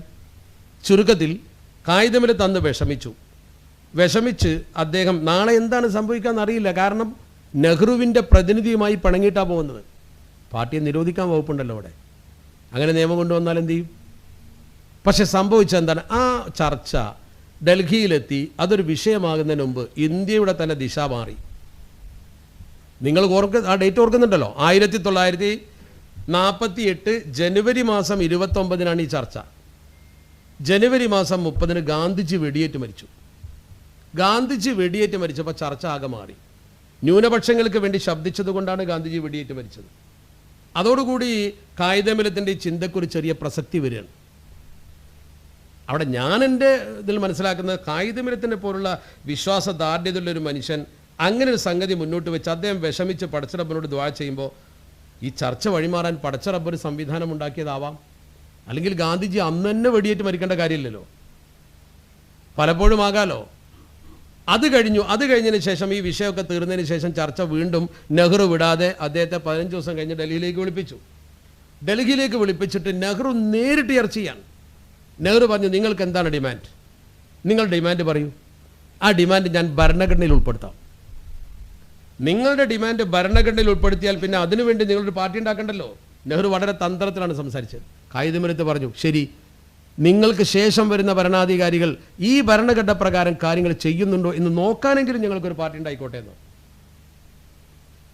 അതും കായികമിലത്തിന് പറയാൻ അള്ളാഹു തോന്നിപ്പിച്ചു എന്ന് മാത്രമല്ല, നെഹ്റു സ്വീകരിച്ചില്ല. നെഹ്റുവും അദ്ദേഹവും തമ്മിൽ ഈ ചർച്ചയിൽ നെഹ്റുവിനെ അതിനെക്കുറിച്ച് കൂടുതൽ കടുത്ത് പറയാനും പറ്റില്ല. തന്ത്രപരമായ വാക്കാണ് ബഹുമാനപ്പെട്ട കായികമിലത്ത് പറഞ്ഞത്. ചുരുക്കത്തിൽ അവർ തമ്മിൽ ഒരു പ്രശ്നത്തിലേക്കാണ് പോകുന്നത്. പക്ഷേ മൗണ്ട് ബാറ്റനുമായി തെറ്റിയ പോലെ ആവില്ല നെഹ്റുവുമായി തെറ്റിയാൽ. ചർച്ച നീണ്ടുപോയി ഒരു പ്രശ്നത്തിലേക്ക് വരുമെന്നൊരു കാഴ്ചപ്പാടില്ല. ഞാൻ വായിച്ച പുസ്തകത്തിലും അറിഞ്ഞിടത്തോളം ചരിത്രം പരതിയപ്പോഴും ആ സന്ദർഭത്തിൽ അവിടെയും ഒരു വഴിത്തിരിവുണ്ടായി. ഈ ചർച്ചക്കിടയിൽ നെഹ്റുവിന് മുമ്പിലേക്കൊരു മെസ്സേജ് വരിക. ആ മെസ്സേജ് അദ്ദേഹം നോക്കുമ്പോൾ അദ്ദേഹത്തിൻ്റെ ഏറ്റവും പ്രധാനപ്പെട്ട ആ ഭരണകൂടത്തിൻ്റെ ശക്തിയായിരുന്ന പലരുമുണ്ട്. ആ കൂട്ടത്തിൽപ്പെട്ട സർദാർ വല്ലഭായ് പട്ടേൽ ഹാർട്ട് അറ്റാക്കായി ഹോസ്പിറ്റലിൽ അഡ്മിറ്റ് ചെയ്തിട്ടുള്ള മെസ്സേജാണ് വരുന്നത്. ചർച്ച നിർത്തിവെച്ച് പോയി. ചർച്ച ഡൈവേർട്ട് ചെയ്തു പോയി. കായികമിലത്ത് മടങ്ങുന്നു. കായികമിലത്ത് നിശ്ചയദാർഢ്യതയോടെ യോഗം വിളിക്കുന്നു. കായികമിലത്തുന്ന വിശുദ്ധ വ്യക്തിത്വം കൃത്യമായി മുസ്ലിം ലീഗ് എന്ന സംഘടനയെ പ്രഖ്യാപിക്കുന്നു. ആ സംഘടനയെ പ്രഖ്യാപിച്ച ശേഷം അദ്ദേഹം കൃത്യമായിട്ടും അതിൻ്റെ ഭരണഘടന രൂപപ്പെടുത്തി. ആ ഭരണഘടന രൂപപ്പെടുത്തിക്കൊണ്ട് അദ്ദേഹം ഭരണഘടനയിൽ 3 പ്രധാനപ്പെട്ട കാര്യങ്ങൾ അന്ന് സൂചിപ്പിച്ചത് കാണാൻ കഴിയും. നിങ്ങൾ ആരെങ്കിലും മുസ്ലിം ലീഗിൻ്റെ പഴയകാല ചരിത്ര പുസ്തകം കണ്ടിട്ടുണ്ടെങ്കിൽ 1951 ഭരണഘടനയിൽ സെപ്റ്റംബർ 1 കൗൺസിൽ അംഗീകരിച്ചൊരു ഭരണഘടനയുണ്ട്. 1951 സെപ്റ്റംബർ മാസം 1 മുസ്ലിം ലീഗിൻ്റെ കൗൺസിൽ അംഗീകരിച്ചൊരു ഭരണഘടന. അതിൻ്റെ ലക്ഷ്യം പറയും. അതിൽ 3 കാര്യങ്ങൾ പറയുന്നുണ്ട്. 3 കാര്യങ്ങൾ. അതിൽ പറഞ്ഞ പോലെ വേണമെങ്കിൽ ഞാൻ വായിച്ചുതരാം. അതിൽ പറഞ്ഞ പോലെ വായിക്കുകയാണെങ്കിൽ ശ്രദ്ധിച്ചോളൂ. അതിൽ പറഞ്ഞ അതേ വാചകം, ആശയം 3 ഞാൻ ആദ്യം പറയാം, പിന്നെ അതിൽ വാചകം വായിച്ചാൽ മതിയല്ലോ. അതിൽ പറയുന്ന 3 കാര്യങ്ങൾ, 3 പോയിന്റ്സ് ഒരാൾക്കും എതിർക്കാൻ പറ്റാത്തതാണ്. ഒരു കോടതിക്കും പാർട്ടിയെ നിരോധിക്കാൻ പറ്റാത്തതാണ്. അത്ര തന്ത്രപരമായിട്ടാണ്. എന്നാൽ അത് വസ്തുതയുമാണ്. അതിൽ പറയുന്ന 1ാമത്തെ കാര്യം, എന്തിനാണ് ഈ പാർട്ടി എന്ന ചോദ്യത്തിൻ്റെ മറുപടിയാണത്. അതിൽ 1ാമതായി പറയുന്നത്, ഇന്ത്യ ഒരു ജനാധിപത്യ രാജ്യമാണ്. ആ ജനാധിപത്യ രാജ്യത്തെ നിലനിർത്തുകയും പുരോഗതിപ്പെടുത്തുകയും ചെയ്യുക, അതാണ് ഒരു ലക്ഷ്യം. ഇതൊരു രാജ്യമാണ്. ഈ രാജ്യം നിലനിൽക്കുമ്പോഴല്ലേ ബാക്കിയുള്ളൂ. അപ്പോൾ മുസ്ലിം ലീഗിൻ്റെ കായികബലത്തിൻ്റെ കാഴ്ചപ്പാടിലുള്ള ഒന്നാമത്തെ ലക്ഷ്യം ഈ രാജ്യത്തെ നിലനിർത്തുകയും ഈ രാജ്യത്തെ പുരോഗതിപ്പെടുത്തുകയും ചെയ്യാം. പിന്നെ രാജ്യദ്രോഹികളെന്നോ ദേശദ്രോഹികളെന്നോ വിളിക്കാൻ ഒരിക്കലും കഴിയില്ല. നമ്മുടെ പാർട്ടിയുടെ ലക്ഷ്യം തന്നെ ഇന്ത്യയുടെ നിലനിൽപ്പും പുരോഗതിയാണ്. സെക്കൻഡ്, രണ്ടാമത്തത്, ഇന്ത്യ എന്ന് പറയുന്ന രാജ്യത്ത് എല്ലാ ജാതി മതസ്ഥരും ഒരുമിച്ച് കൂടുന്ന ഒരു രാജ്യമാണ്. അപ്പോൾ ഈ രാജ്യത്ത് ഇതിൻ്റെ ഈ സ്വാതന്ത്ര്യം നിലനിൽക്കണമല്ലോ. അങ്ങനെ വരണമെങ്കിൽ വളരെ പ്രധാനമായി ഞാൻ വായിക്കാം. ഇന്ത്യൻ യൂണിയൻ സ്വയംഭരണാവകാശവും സ്വാതന്ത്ര്യവും മാന്യതയും അംഗീകരിക്കുകയും അതിനെ നിലനിർത്തുന്നതിലേക്ക് ആവശ്യമായ എല്ലാ സഹായ സഹകരണങ്ങളും ചെയ്യുക. ജനങ്ങളുടെ ആരോഗ്യത്തിനും സംതൃപ്തിക്കും സ്വൈരജീവിതത്തിനും ശ്രേയസ്സിനും ആവശ്യമായ എല്ലാ പ്രവർത്തനങ്ങളിലും സഹകരിക്കുക. അതാണ് ഒന്നാമത്തെ ലക്ഷ്യം. ചുരുക്കി പറഞ്ഞാൽ ഇന്ത്യയെ നിലനിർത്തുക, പുരോഗതിപ്പെടുത്തുക. രണ്ടാമത്തെ ലക്ഷ്യം ഇന്ത്യൻ യൂണിയനിൽ അധിവസിക്കുന്ന മുസ്ലിങ്ങൾ ഉൾപ്പെടെയുള്ള ന്യൂനപക്ഷങ്ങളുടെ മതപരവും സാംസ്കാരികവും വിദ്യാഭ്യാസപരവും രാഷ്ട്രീയവും ഭരണപരവും സാമ്പത്തികവും ഔദ്യോഗികവും മറ്റുമായ ന്യായമായ അവകാശങ്ങൾ നേടുകയും സംരക്ഷിക്കുകയും ചെയ്യുക. അതായത് ഇന്ത്യയിൽ ജീവിക്കുന്ന മുസ്ലിങ്ങൾ, മറ്റു പിന്നോക്ക വിഭാഗങ്ങൾ അവരുടെ ന്യായമായ അവകാശങ്ങൾ സംരക്ഷിക്കുക, പുരോഗതിക്ക് വേണ്ടത് ചെയ്യുക. ഇതാണ് രണ്ടാമത്തെ ലക്ഷ്യം. അപ്പോൾ 2 ലക്ഷ്യം. മൂന്നാമത്തെ ലക്ഷ്യം, നമുക്കറിയാം ഇന്ത്യ എല്ലാവരും കൂടി താമസിക്കുന്ന രാജ്യമാണ്. അപ്പോൾ മതസൗഹാർദ്ദവും സമാധാനവും നിലനിർത്തുക. നോക്കിക്കോളൂ, ഇന്ത്യൻ യൂണിയനിൽ അധിവസിക്കുന്ന മുസ്ലിങ്ങളും മറ്റു സമുദായങ്ങളും തമ്മിൽ പരസ്പര ധാരണയും സൗഹാർദ്ദവും രഞ്ജിപ്പും ഐക്യബോധവും സ്നേഹവും വിശ്വാസവും വളർത്തിയെടുക്കാൻ ശ്രമിക്കുക. ഇതാണ് മുസ്ലിം ലീഗിൻ്റെ രണ്ടാമത്തെ ലക്ഷ്യം. മൂന്നാമത്തെ ലക്ഷ്യം, 3 ലക്ഷ്യം. ഈ 3 ലക്ഷ്യത്തെ ഒരാൾക്കും എതിർക്കാൻ കഴിയില്ല. ഒറ്റ വാക്കിൽ പറഞ്ഞാൽ ചുരുക്കിയിട്ട്, 1 ഇന്ത്യ നിലനിർത്തുക, പുരോഗതിപ്പെടുത്തുക. 2 ന്യൂനപക്ഷങ്ങളുടെയും മുസ്ലിങ്ങളുടെയും മറ്റു ന്യൂനപക്ഷങ്ങളുടെയും മുസ്ലിങ്ങളുടെയും അവകാശാധികാര സംരക്ഷണം. 3 ഈ രാജ്യത്തെ സമാധാനാന്തരീക്ഷവും മതസൗഹാർദ്ദവും നിലനിർത്തുക. ഈ 3 ലക്ഷ്യം പ്രഖ്യാപിച്ചുകൊണ്ടാണ് പാർട്ടി സമൂഹത്തിന് മുമ്പിലേക്ക് വരുന്നത് 1951 മുതൽ. അതോടുകൂടി ആർക്കും ഈ പാർട്ടിയെ നിരോധിക്കാൻ പറ്റാത്ത, വളരെ വ്യക്തമായി പാർട്ടി ലക്ഷ്യങ്ങൾ സമൂഹത്തിന് പഠിപ്പിച്ചു കൊടുത്ത കൃത്യമായൊരു മാർഗരേഖ വന്നു. ആ മാർഗരേഖ അനുസരിച്ചുകൊണ്ട് പ്രവർത്തിച്ചു. ശാഖകൾ കെട്ടിപ്പടുത്തതിൻ്റെ പ്രവർത്തനങ്ങളുമായി മുന്നോട്ട് പോയി. ഇവിടെ ഇതിന് മുന്നിൽ നിന്ന നേതാവിനെ കുറിച്ച് നിങ്ങളൊന്ന് മനസ്സിലാക്കണം. അന്യമതസ്ഥർക്ക് അവരെ വല്ലാത്ത ആദരവായിരുന്നു അദ്ദേഹത്തോട്, വലിയ ആദരവ്. ആദരവിൻ്റെ ഒരു പാരമ്പര്യം നമ്മൾ പരിശോധിച്ചാൽ അത്രമാത്രം അള്ളാഹുവിൻ്റെ സഹായം ലഭിക്കുന്നൊരു വ്യക്തിത്വമായിരുന്നു അദ്ദേഹം. ഞാൻ ഇപ്പോഴും ഓർക്കുന്നുണ്ട്, ഇയാമത് സാഹിബ് എഴുതി വെച്ചൊരു പുസ്തകമുണ്ട്, നിങ്ങൾ ശ്രദ്ധിച്ചിട്ടുണ്ടോ എന്ന് എനിക്കറിയില്ല. കായികമില്ലത്തിനെ കുറിച്ച് അതിൽ പരാമർശമുണ്ട്. ഒരിക്കൽ ഈ ബഹുമാനപ്പെട്ട കായികമില്ലത്ത് മീററ്റുകാരെപ്പോഴും അദ്ദേഹത്തെ ക്ഷണിക്കും. അദ്ദേഹം ലോക്സഭയിൽ ഇരിക്കുന്ന സമയത്ത് നാട്ടിലൊന്ന് വരണം, അവർക്കൊരു ഉപദേശം കൊടുക്കണം എന്ന രീതിയിൽ മീററ്റിലേക്ക്. അങ്ങനെ ഒരിക്കൽ അദ്ദേഹം ഒരു പെരുന്നാളിൻ്റെ ദിവസമാണ് അദ്ദേഹം മീററ്റിലേക്ക് പോകാൻ തീരുമാനിച്ചത്, കായികമില്ലത്ത്. അങ്ങനെ അദ്ദേഹം ഒരു പെരുന്നാളിൻ്റെ ദിവസം ബഹുമാനപ്പെട്ടവർ മീറത്തിലേക്ക് ബലിപെരുന്നാളിൻ്റെ അന്ന് പോവാണ്. പെരുന്നാൾ നിസ്കാരത്തിന് അവിടെ എത്തണം എന്നാണ് ആഗ്രഹം. അഹമ്മദ് സാഹിബ് എഴുതി വെച്ചിട്ടുണ്ട് പുസ്തകത്തിൽ, നിങ്ങൾ വായിച്ചാൽ മതി. അങ്ങനെ അദ്ദേഹം അവിടെ നിന്നും പുറപ്പെടുകയാണ്.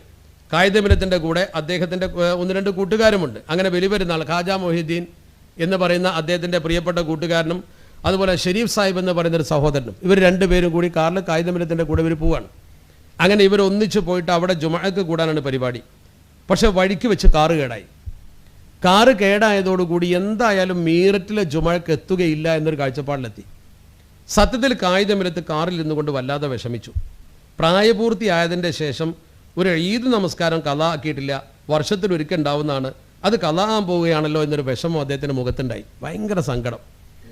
പെരുന്നാൾ ദിവസമായതുകൊണ്ട് പല ലീവുകളൊക്കെ ആയതുകൊണ്ടും കട ഇത് തുറന്ന് നന്നാക്കാനുള്ള സൗകര്യമില്ല. ഏതായാലും ഓടിപ്പിടിച്ച് എങ്ങനെയൊക്കെയോ കുറേ സമയം നഷ്ടപ്പെടുത്തി അവസാനം കാറ് നന്നായി കിട്ടി. കാറ് നന്നാക്കി യാത്ര പുറപ്പെട്ടപ്പോൾ ജുമയുടെ സമയം, അത് പെരുന്നാൾ ജുമയുടെ സമയം അതിക്രമിച്ചിട്ടുണ്ട്. വളരെ വിഷമത്തോടു കൂടി കായികമില്ലത്ത് അവിടെ എത്തുന്ന സമയത്ത് പള്ളിയിൽ അവർ ചെല്ലുന്ന സമയത്ത് ജനങ്ങളൊക്കെ പ്രതീക്ഷയോട് നിൽക്കുകയാണ്. ജനങ്ങൾ മുഴുവൻ പ്രതീക്ഷയോടെ നിൽക്കുകയാണ്. അപ്പോൾ ജുമ കഴിഞ്ഞിട്ടില്ല, പെരുന്നാൾ ജുമ കഴിയേണ്ട സമയമായിട്ടും കഴിഞ്ഞിട്ടില്ല. അപ്പോൾ എന്താണ് അവിടെ സംഭവിച്ചത്?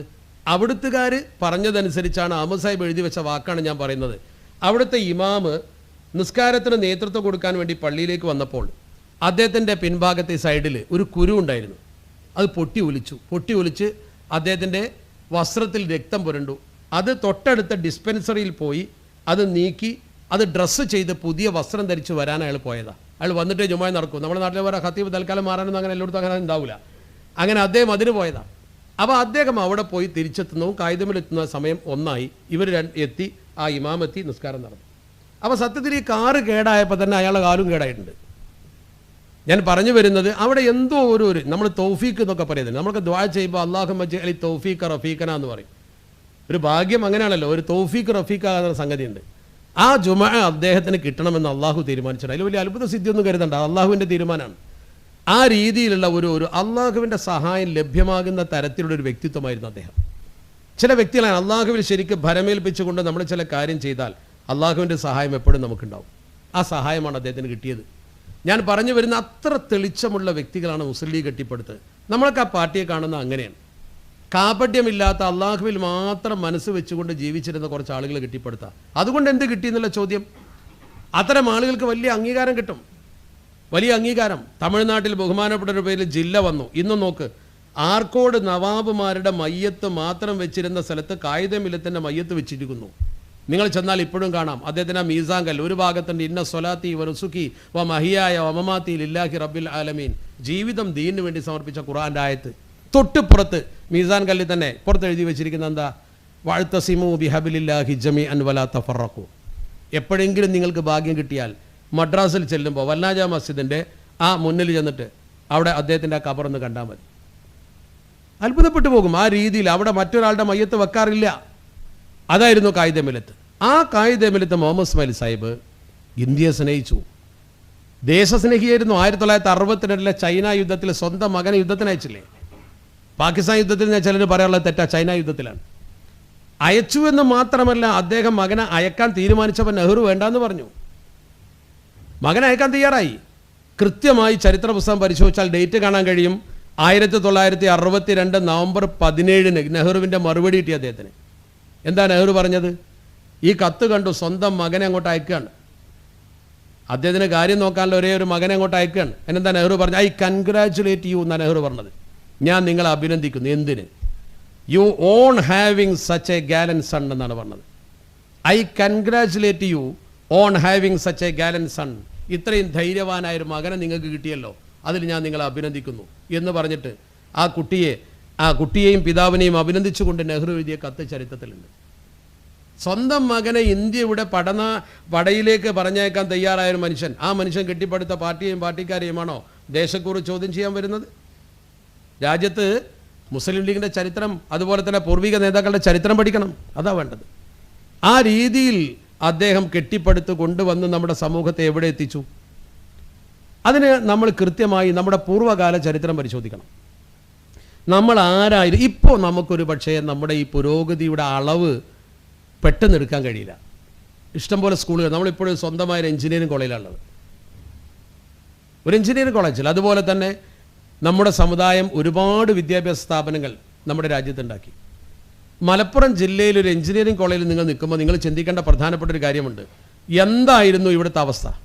എന്തായിരുന്നു അവസ്ഥ? ഞാൻ ഒറ്റ കാര്യം പറയട്ടെ, അത്ഭുതപ്പെട്ടു പോകും.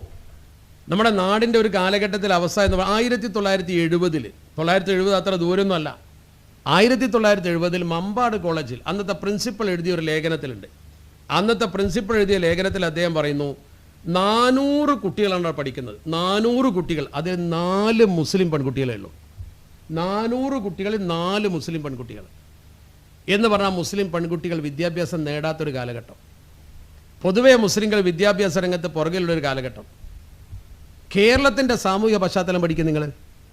1819 കോട്ടയത്ത് CMS കോളേജ് തുടങ്ങുന്നത്. 1819 ഒരു സമുദായം സ്വന്തമായി ഒരു സ്ഥാപനം കോട്ടയത്ത്. 1866 തിരുവനന്തപുരത്ത് യൂണിവേഴ്സിറ്റി കോളേജ് വരുന്നത്, യൂണിവേഴ്സിറ്റി കോളേജ് തിരുവനന്തപുരത്ത് കോളേജ് വരുന്നത്. അപ്പോൾ അവിടുന്ന് കൊല്ലം കൂട്ടി നോക്ക് നിങ്ങൾ.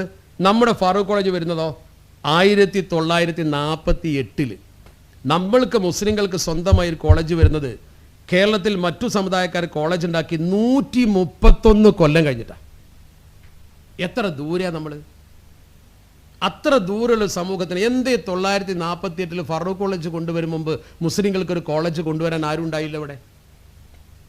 ആ കോളേജിന് ബാഫയ്ക്ക് തങ്ങൾ തൊപ്പി കാട്ടി പണം പിരിച്ചിട്ടുണ്ട്. ബാഫയ്ക്ക് തങ്ങൾ പ്രസംഗിച്ച് സ്ഥലം വാങ്ങിയിട്ടുണ്ട്. സീതി സാഹിബ് പണം കൊടുത്തിട്ടുണ്ട്. അവർ ഓടി നടന്ന പണവും അതിൻ്റെ മദ്രാസിൽ പോയി അന്നത്തെ VCയെ കണ്ട് അവിടുന്ന് പെർമിഷൻ വാങ്ങാൻ അവർ നടത്തിയ ശ്രമകരമായ പ്രവർത്തനങ്ങൾ പലപ്പോഴും നിങ്ങൾ പ്രസംഗത്തിൽ കേട്ടിരിക്കും. അതുകൊണ്ട് ഞാൻ പറയുന്നില്ല. ഞാൻ കൃത്യമായി എൻ്റെ പ്രിയപ്പെട്ട ചെറുപ്പക്കാരോട് പറയുന്നു, നിങ്ങൾ പഠിച്ചു വളർന്ന സ്ഥാപനത്തിൻ്റെ ചരിത്രം നിങ്ങളൊന്ന് പഠിക്കണം. ഇവിടെയാണ് നമ്മുടെ ഇപ്പോഴത്തെ 2021 നിന്നുകൊണ്ട് 1970 മമ്പാട് കോളേജ് പഠിക്കണം. നിങ്ങൾ 1969 മലപ്പുറം ജില്ല വരുന്നത്. ആ മലപ്പുറം ജില്ല വരുമ്പോൾ അതിനു വേണ്ടി സഹിച്ച ത്യാഗോജ്വലമായ പ്രവർത്തനങ്ങളെക്കുറിച്ച് പഠിക്കും നിങ്ങൾ. ആ മലപ്പുറം ജില്ലയിലെ ഇന്നത്തെ വിദ്യാഭ്യാസ ഉയർച്ചയെക്കുറിച്ച് പഠിക്കും നിങ്ങൾ. 2001 വിജയബേരി പദ്ധതി ഇവിടെ നടപ്പാക്കിയത് ഈ പാർട്ടിയുടെ തീരുമാനപ്രകാരം ജില്ലാ പഞ്ചായത്താണ്. ജില്ലാ പഞ്ചായത്ത് വരുമ്പോൾ അതിൻ്റെ ഫലമായി 2021 നമ്മൾ എത്തിയപ്പോൾ അതിൻ്റെ നേട്ടം കണ്ടു. 2021 കഴിഞ്ഞ SLC പരീക്ഷയിൽ, ഇക്കഴിഞ്ഞാൽ അതിൻ്റെ ഉന്നത SLC പരീക്ഷയിൽ 6447 ഫുൾ A+. ഇപ്പോഴത്തെ ഫുൾ A+ പിന്നെ നോക്കേണ്ട ഒന്നായിട്ടാണ്. അന്ന് ഫുൾ A+ കുറച്ച് വിലയുള്ള കാലമാണ്, അപ്പോൾ അതും പോയി. ആ സമയത്ത് 6447 ഫുൾ A+ മലപ്പുറം ജില്ലക്ക് കിട്ടുമ്പോൾ തിരുവനന്തപുരം ജില്ലക്ക് 3729 കിട്ടിയുള്ളൂ. ഉദ്യോഗസ്ഥന്മാരെ മക്കൾ, വിദ്യാഭ്യാസത്തിൽ പറഞ്ഞ മക്കൾ പഠിക്കുന്ന സ്ഥലത്ത് അതേ കിട്ടിയുള്ളൂ. കുട്ടികളുടെ എണ്ണക്കുറവ് നോക്കണ്ട. ഇവിടെ കൂടുതൽ കുട്ടികളുണ്ട്. കൂടുതൽ കുട്ടികൾ പരീക്ഷ എഴുതി എന്ന് കരുതി A+ കൂടൂല. അതിന് പഠിക്കുന്ന കുട്ടികളുടെ കയ്യിൽ കൂടുള്ളൂ. എന്തുകൊണ്ട് ആലപ്പുഴ ജില്ലയിൽ 2121 കുട്ടികൾക്ക് A+ ഉണ്ടായത്? അതേസമയത്ത് ഇവിടെ 6000-ലധികം കുട്ടികൾക്ക് A+ ഉണ്ടായി. കൃത്യമായൊരു ചാനലിലൂടെ വിജയബേരി പദ്ധതി നടപ്പാക്കി വിദ്യാഭ്യാസ പ്രോത്സാഹനം ഒരു സമൂഹത്തിന് കൊടുത്തു. ഇനി പഠിക്കാനുള്ള സൗകര്യം നോക്കൂ. തിരുവനന്തപുരത്ത് ശരിക്കും 611 കുട്ടിക്കൊരു സ്കൂളുണ്ട്.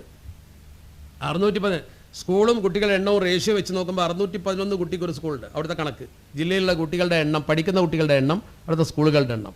ആലപ്പുഴയിൽ 438 കുട്ടിക്കൊരു സ്കൂളുണ്ട്. നമ്മുടെ ഈ മലപ്പുറം ജില്ലയിലോ 1356 കുട്ടിക്കൊരു സ്കൂളാണ്.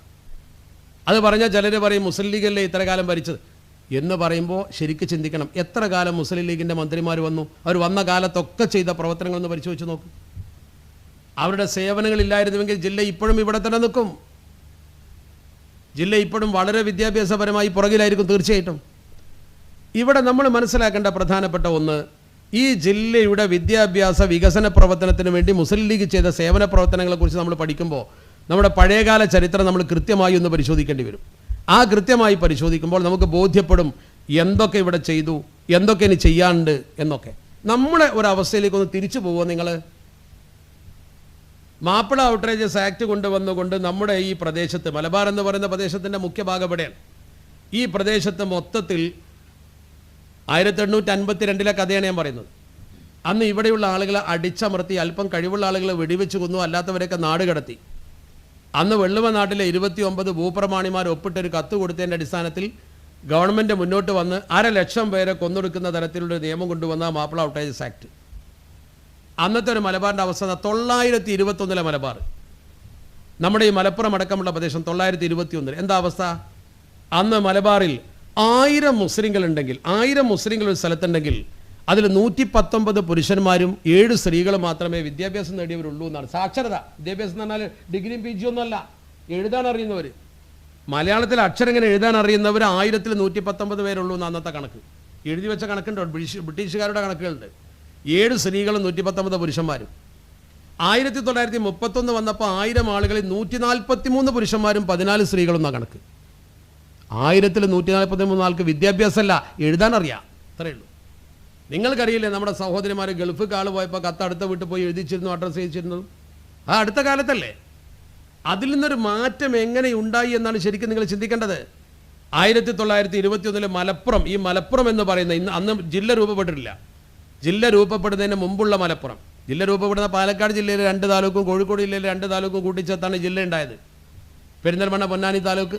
അങ്ങനെ ആ അവസ്ഥയിൽ നിന്ന് നമ്മളൊന്ന് പുറകോട്ട് പോയി ചിന്തിക്കുകയാണെങ്കിൽ കൃത്യമായി നിങ്ങൾക്ക് മനസ്സിലാവും അന്ന് ആകെപ്പാടുള്ളത് നമ്മുടെ ഈ മലപ്പുറം മേഖലയിൽ 10 LP school, 3 UP school, 2 high school.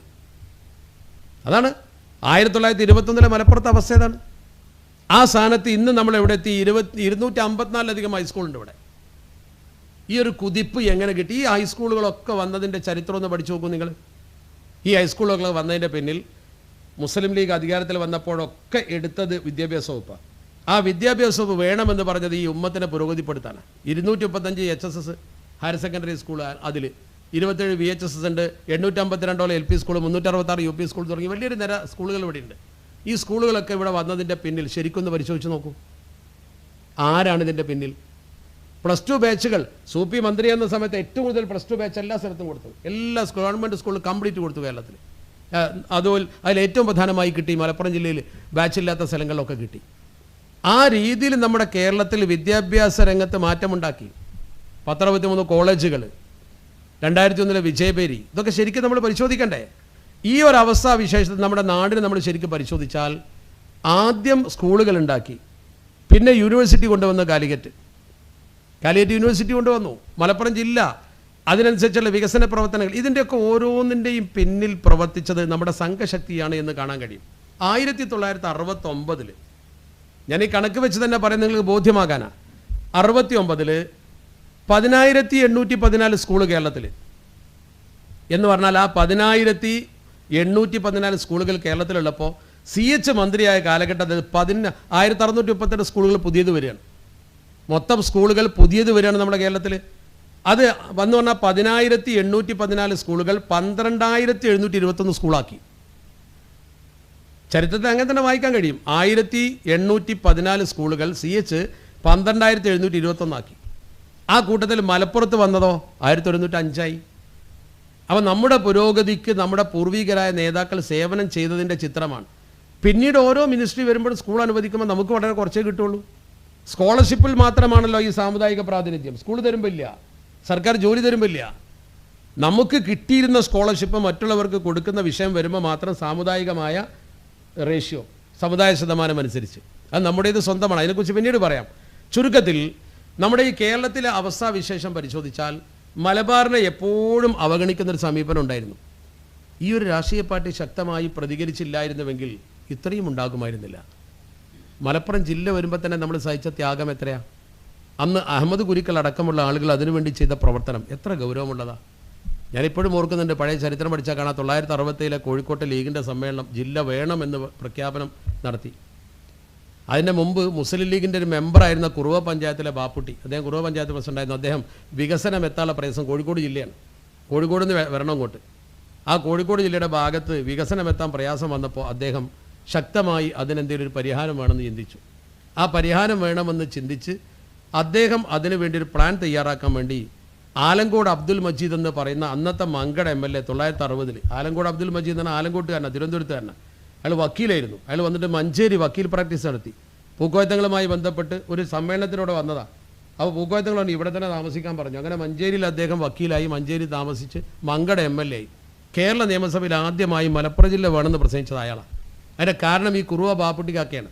അദ്ദേഹം അതിനുവേണ്ടി ഒരു മാസ്റ്റർ പ്ലാൻ രണ്ടുപേരും തയ്യാറാക്കി കുരുക്കൾക്ക് സമർപ്പിച്ചു. അങ്ങനെയാണ് കേരള നിയമസഭയിൽ അദ്ദേഹം അത് ഉയർത്തിയത്. അങ്ങനെ അത് ബാഫക്കി തങ്ങളും CH നഹാ സാഹിബും ചാക്കീരിയും ഏറ്റെടുത്തു. അവർ 4 പേരും അന്ന് പിടിമുറുക്കി. മന്ത്രിസഭയിൽ അന്ന് സഖാവ് നമ്പൂതിരിപ്പാടിൻ്റെ മന്ത്രിസഭയാണ്. ആ മന്ത്രിസഭയിൽ അത് പിടിമുറുക്കി. അങ്ങനെ ഇതിനു വേണ്ടി പ്രത്യേകമായി പ്രമേയം കൊണ്ടുവന്ന് ആ ജില്ല വരുന്നു എന്നൊരു കാഴ്ചപ്പാട് വന്നു. അതങ്ങനെ ആ പ്രമേയം പാസ്സാക്കി. ആ പ്രമേയം അങ്ങനെ കിടന്നു കുറേ കാലം. അവസാനം 9 MLA-മാരുമായി കേരള നിയമസഭയിൽ പ്രതിപക്ഷത്തിരിക്കുന്ന കെ കരുണാകരൻ എപ്പോഴും ഒരു തന്ത്രമാണ് പ്രയോഗിക്കുക. ഭരണകക്ഷിയായ CPM-നോട് ചോദിച്ചു, എഴുന്നേറ്റിട്ട്, മുസ്ലിം ലീഗും കക്ഷിയാണ് ഒന്നിച്ച് ഭരിക്കുക. ആ സമയത്ത് ചോദിച്ചു, മുസ്ലിം ലീഗ് ആവശ്യപ്പെട്ട ജില്ല ഉണ്ടല്ലോ, അതെന്തായിന്ന് ചോദിച്ചു. അതെന്തായിന്ന് ചോദിച്ചപ്പോൾ ഉടനെ തന്നെ ഭരണകക്ഷിയിൽ നിന്ന് മറുപടി, EMS അടക്കം മറുപടി പറഞ്ഞാൽ എന്താ, അത് അങ്ങനെ ഒരു പ്രമേയത്തെക്കുറിച്ച് അറിയാത്ത രീതിയിൽ ആ പരിഗണനയിലില്ലാത്ത പോലെ പറഞ്ഞു. അത് കുരുക്കളെ ചൊടിപ്പിച്ചു. കാരണം നേരത്തെ പ്രമേയം പാസ്സാക്കി ജില്ല തരണമെന്ന് ആവശ്യപ്പെട്ടു. ഭരണകക്ഷിയിൽ നിൽക്കുന്നൊരു പാർട്ടി പറഞ്ഞിട്ട് പ്രതിപക്ഷത്തിനൊരു ചോദ്യം ചോദിക്കുമ്പോൾ അങ്ങനെയൊന്നും ഇല്ലാത്ത പോലെ സംസാരിക്കുമ്പോൾ സ്വാഭാവികമായൊരു വിദ്വേഷം ഉണ്ടാവും. കുരുക്കൾ ഏറനാടൻ ആൺകുട്ടിയെ പോലെ പ്രസംഗിച്ചു, ജില്ല വാങ്ങിയിട്ടേ പോകൂ എന്ന് പറഞ്ഞു, കൃത്യമായി പറഞ്ഞു. അങ്ങനെ ശക്തമായ സമര നീക്കം നടത്തി. അങ്ങനെ കോഴിക്കോട് ജില്ലയിൽപ്പെട്ട തിരൂര്, അതുപോലെ തന്നെ ഏറനാട് താലൂക്കുകൾ, പാലക്കാട് ജില്ലയിൽപ്പെട്ട പെരിന്തൽമണ്ണ, പൊന്നാനി താലൂക്ക്, ഇങ്ങനെ 4 താലൂക്കാണ്. ആ 2 താലൂക്കുകൾ കൂട്ടിച്ചേർത്ത് ജില്ല ഉണ്ടാക്കാനുള്ള ഒരു പ്രപ്പോസൽ വന്നു. അപ്പോഴേക്കും തുടങ്ങി ജനസംഘക്കാർ സമരം. ഇന്നത്തേക്കാൾ വളരെ ഗൗരവമായ വർഗീയത. ഇപ്പം നമ്മൾ കേൾക്കുന്ന ഈ വർഗീയതയേക്കാൾ വലിയ വർഗീയതയാണ്. ശക്തമായ വർഗീയത വന്നു എന്ന് മാത്രമല്ല, നിങ്ങൾക്കറിയുമോ, ഈ മലപ്പുറത്ത് ജില്ല രൂപീകരിക്കുന്നതിനെതിരെ 1969 മാർച്ച് മാസം 6-ാം തീയതി തിരുവനന്തപുരത്തെ BJT ഹാളിൽ ജനസംഘത്തിൻ്റെ ആഭിമുഖ്യത്തിൽ പ്രതിഷേധ സംഗമം ഉദ്ഘാടനം ചെയ്താരാ? ഉദ്ഘാടനം ചെയ്ത് ഡൽഹിയിൽ നിന്ന് വന്ന AB വാജ്പേയി. പുതിയ തലമുറയിലെ ചെറുപ്പക്കാർക്ക് അറിഞ്ഞോളുന്നില്ല. ഈ മലപ്പുറം ജില്ല രൂപീകരിക്കുന്നതിനെതിരെ തിരുവനന്തപുരത്ത് ഇന്ത്യയിൽ ഒരു സംസ്ഥാനത്തും ഒരു ജില്ല രൂപീകരിക്കുന്നതിനെതിരെ ആ ജില്ലയുടെ സംസ്ഥാനത്തിൻ്റെ തലസ്ഥാനത്ത് ഇങ്ങനത്തെ ഒരു സംഗമം ഉണ്ടായിട്ടില്ല. ജില്ല രൂപീകരിക്കുമ്പോൾ എല്ലാവരും സ്വാഗതം ചെയ്തിരിക്കുക, അങ്ങനെ വികസനം വരും. ഇന്ത്യയിൽ ഒരു സംസ്ഥാനത്തും ഉണ്ടായിട്ടില്ല. മലപ്പുറത്ത് ജില്ല രൂപീകരിക്കാൻ തീരുമാനിച്ചപ്പോൾ തിരുവനന്തപുരത്ത് പ്രതിഷേധ സംഗമം AB വാജ്പേയി ഉദ്ഘാടനം ചെയ്തു. പക്ഷേ മുസ്ലിം ലീഗ് ശക്തമായി മുന്നോട്ട് പോയി. കേളപ്പൻ അതിനുവേണ്ടി യാത്ര നടത്തി, വർഗീയത വിളമ്പുന്ന പ്രസംഗം നടത്തി. അവസാനം മലപ്പുറത്ത് ജില്ല പിറക്കുന്ന ദിവസം അന്നത്തെ മലയാള മനോരമ ആരുടെയെങ്കിലും കയ്യിലുണ്ടെങ്കിൽ എടുത്ത് നോക്കണം. ആ മലയാള മനോരമയിൽ വലിയൊരു സപ്ലിമെൻ്റ് വന്നു. അപ്പോഴെങ്കിലും കുരുക്കൾ മരിച്ചു പോയിരുന്നു. ജില്ല പിറക്കുമ്പോൾ കുരുക്കൾ മരിച്ചു പോയിരുന്നു. കുരുക്കളെ ഫോട്ടോ അതിൽ പ്രധാനമായി കൊടുത്തിരുന്നു. മറ്റൊന്ന് ബാഫക്കി തങ്ങളെ ഫോട്ടോ. എന്താ, അവരാണ് ഇതിനു വേണ്ടി പൊരുതിയത്. ബാഫക്കി തങ്ങളെ ഫോട്ടോ നിങ്ങൾ ചരിത്രം പഠിച്ചു നോക്ക്. ബാഫക്കി തങ്ങളെ ഫോട്ടോയോടുകൂടി ഒരു ലേഖനം. അതുപോലെ തന്നെ അന്ന് K. ഭാസ്കരൻ നായരാണ് മലപ്പുറം ജില്ലയുടെ ആദ്യത്തെ കളക്ടറായി വരുന്നത്. ഭാസ്കരൻ നായരുടെ ഒരു ഫോട്ടോയും അയാളുടെ ഒരു കുറിപ്പും അതായിരുന്നു കാര്യമായിട്ടുണ്ടായിരുന്നത്. ഇതാണ് നിങ്ങൾ മനസ്സിലാക്കേണ്ടത്. കേളപ്പൻ്റെ ഒരു ലേഖനവും ഇതിൽ കൊടുത്തു. അന്ന് ആ ജില്ല പിറക്കുന്ന ദിവസം അതിൻ്റെ ഉദ്ഘാടനം നടക്കുന്ന സമയത്ത് വമ്പിച്ച സമരം. കോട്ടപ്പടിയിൽ നിന്ന് മലപ്പുറം കുന്നുമലേക്ക് വമ്പിച്ച ജാഥ. ആരൊക്കെയാണ് പ്രസംഗിക്കാൻ വന്നത്? O. രാജഗോപാല്, P. പരമേശ്വരൻ. പോരാഞ്ഞിട്ട് ഡൽഹിയിൽ നിന്ന് അവർ ഉത്തരേന്ത്യയിൽ നിന്ന് കൊണ്ടുവന്നു നാനാജി ദേശ്മുഖിനെ കൊണ്ടുവന്നു മലപ്പുറത്ത്. വലിയ പ്രസംഗം ഈ ജില്ല വരുന്നതിനെതിരെ. നിശ്ചയദാർഢ്യതയോടുകൂടി നിന്നതുകൊണ്ടാണ് മലപ്പുറത്ത് ജില്ല വന്നത്. ജില്ലയുടെ പിറവി. ആ ജില്ല പിറക്കുമ്പോൾ നിങ്ങൾ ശരിക്കും പഠിക്കണം. ഒരു മണ്ഡലത്തിൽ ഒരു ഹൈസ്കൂളില്ല, ഒരു നിയമസഭാ മണ്ഡലത്തിൽ ഒരു ഹൈസ്കൂളില്ല. ഇന്ന് എൻ്റെ പഞ്ചായത്തിൽ 4 ഹൈസ്കൂളുണ്ട്. ആ ഹൈസ്കൂളുകൾ പുലരാനുള്ള കാരണം നിങ്ങൾ സംഘടിച്ച് നേടിയെടുത്തതിൻ്റെ നേട്ടമാണെന്ന് പഠിക്കണം. നിങ്ങൾ നമ്മുടെ സംഘടന സംഘടിച്ച് നമുക്ക് കിട്ടിയ നേട്ടം. എൻ്റെ പഞ്ചായത്തിൽ മാത്രം 4 ഹൈസ്കൂളുണ്ട്. ഒരു പഞ്ചായത്തിൽ ഒരു മണ്ഡലത്തിൽ ഒരു ഹൈസ്കൂളില്ല ഈ ജില്ല പറക്കുമ്പോൾ. എന്നിട്ടും നമ്മൾ പുറകില്ല. അത് വേറെ കാര്യം. വിദ്യാഭ്യാസ രംഗത്ത് ഈ സമൂഹത്തെ ഇത്രയെങ്കിലും ഉയർത്തിക്കൊണ്ടുവരാൻ പറ്റി. അപ്പോൾ സംഘടിച്ച് നിൽക്കുമ്പോൾ അതിൻ്റേതായ നേട്ടം സമൂഹത്തിന് കിട്ടും. വിദ്യാഭ്യാസ രംഗത്ത് അത് കിട്ടിയിട്ടുണ്ട്, സാമൂഹ്യ രംഗത്ത് അത് കിട്ടിയിട്ടുണ്ട്. ഇപ്പം നിങ്ങൾ കണ്ടോളൂ, നമ്മുടെ കുട്ടികൾ അല്പസ്വല്പം വിദ്യാഭ്യാസപരമായി ഉയരുന്നു എന്ന് കണ്ടു. അതിൻ്റെ കാരണം അവർക്ക് അതിനുള്ള സൗകര്യങ്ങൾ കിട്ടി. സച്ചാർ കമ്മീഷൻ റിപ്പോർട്ട് വന്നിട്ട് 2005 അവരിതിനെക്കുറിച്ച് പഠിക്കാൻ വേണ്ടി കേന്ദ്ര ഗവൺമെൻറ് അവരെ ഒരു കമ്മീഷനായി വെച്ച് സച്ചാർ കമ്മിറ്റി വന്നപ്പോൾ 7 അംഗ കമ്മിറ്റി. ആ കമ്മിറ്റി ശരിക്കും പഠിച്ച് 2006 റിപ്പോർട്ട് കൊടുത്തതിൻ്റെ പശ്ചാത്തലത്തിൽ അത് ഗവൺമെൻറ് അംഗീകരിച്ചു. 2007 മുതൽ ഇത് ഇംപ്ലിമെൻറ്റ് ചെയ്യാൻ നിർദ്ദേശം വന്നു. ഇംപ്ലിമെൻറ്റിംഗ് നിർദ്ദേശം വന്നപ്പോൾ കേരള സംസ്ഥാനത്ത് 2008 അതിനു വേണ്ടി ഒരു കമ്മിറ്റി ഉണ്ടാക്കി. ആ കമ്മിറ്റി ഉണ്ടാക്കി എന്നതിനേക്കാൾ അപകടകരം, കമ്മിറ്റി ഉണ്ടാക്കി എന്നത് ഒരു പ്രശ്നം. കാരണം കേന്ദ്രത്തിൻ്റെ ആ നിർദ്ദേശം നേരിട്ട് കേരളത്തിൽ നടപ്പാക്കാമായിരുന്നു. അതിന് വേറെ ഒരു ഏജൻസി വേണ്ട. നിലവിലുള്ള സാധാരണഗതിയിൽ കേന്ദ്രത്തിൻ്റെ എന്തെങ്കിലും ഒരു പദ്ധതി വന്നാൽ അത് മുഖ്യമന്ത്രിയുടെ വകുപ്പിലൂടെ നടപ്പാക്കും. മുഖ്യമന്ത്രിയുടെ കയ്യിൽ അങ്ങനെയുള്ള ചില വകുപ്പുകളുണ്ടാവും. കേന്ദ്രത്തിൻ്റെ പദ്ധതികളൊക്കെ നടപ്പാക്കാനുള്ള ചില വെഹിക്കിൾ എന്നാണ് അതിന് പറയുക ഭരണഭാഷയിൽ. പക്ഷേ ഇവിടെ ചെയ്തത് അന്ന് ഒരു ന്യൂനപക്ഷ സെല്ലുണ്ടാക്കി. ഈ ന്യൂനപക്ഷ സെല്ല് ഉണ്ടാക്കിയത് തന്നെ 2008 ഈ സച്ചാർ കമ്മീഷൻ റിപ്പോർട്ട് ഇംപ്ലിമെൻറ്റ് ചെയ്യാനാണ്. സച്ചാർ കമ്മീഷൻ റിപ്പോർട്ട് ഒന്നുകൂടി പാലോളി കമ്മിറ്റി പഠിച്ച ആ 404 പേജുള്ള റിപ്പോർട്ട് 33 പേജ് റിപ്പോർട്ടാക്കി ഇവർ കൊടുത്തു. ആ നിർദ്ദേശങ്ങൾ നടപ്പാക്കാൻ വേണ്ടിയാണ് കേരളത്തിൽ ആദ്യമായി ന്യൂനപക്ഷ സെല്ലുണ്ടാക്കുന്നത്. ആ ന്യൂനപക്ഷ സെല്ലുണ്ടാക്കിയെന്ന് മാത്രമല്ല, ഉത്തരവ് അനുസരിച്ച് ഓരോ കളക്ടറേറ്റിലും ഒരു ക്ലർക്ക് എന്ന് പറഞ്ഞാൽ സെക്ഷനും വന്നു. അന്നാണ് 2 കാര്യങ്ങൾ 2 ഓർഡറിലായിട്ട് വന്നത്. അതിൽപ്പെട്ട ഒന്നാണ് സ്കോളർഷിപ്പ്, അതിൽപ്പെട്ട മറ്റൊന്നാണ് നമ്മുടെ ഈ സംസ്ഥാനത്ത് 20 പിന്നീട് 20% മറ്റുള്ളവർക്ക് പ്രവേശനം കൊടുത്ത മൈനോറിറ്റി കോച്ചിങ് സെൻറ്റർ എന്ന് പിന്നെ പേരിട്ട യഥാർത്ഥത്തിൽ പിറക്കുമ്പോൾ വന്ന coaching centre for Muslim youth. ഈ coaching centre for Muslim youth എന്തിനാണ് കൊണ്ടുവന്നത്? അത് കൊണ്ടുവന്നത് സച്ചാർ കമ്മീഷൻ്റെ പഠനത്തിൽ ഒരു റിപ്പോർട്ടുണ്ടായിരുന്നു. കേരളത്തിലെ മുസ്ലിങ്ങൾ അല്പം പുരോഗതിയിലാണെങ്കിലും ഉന്നത വിദ്യാഭ്യാസ രംഗത്ത് കേരളത്തിലെ മുസ്ലിങ്ങൾ വളരെ പുറകിലാണ്. ഉന്നത വിദ്യാഭ്യാസ രംഗത്ത് കേരളത്തിലെ മുസ്ലിങ്ങൾ പിറകിലായതുകൊണ്ട് അവരെ ഉയർത്തിക്കൊണ്ടുവരേണ്ടത് ആവശ്യമാണ്. എന്തുകൊണ്ടാണ് നമുക്കത് സാധ്യമാവുക?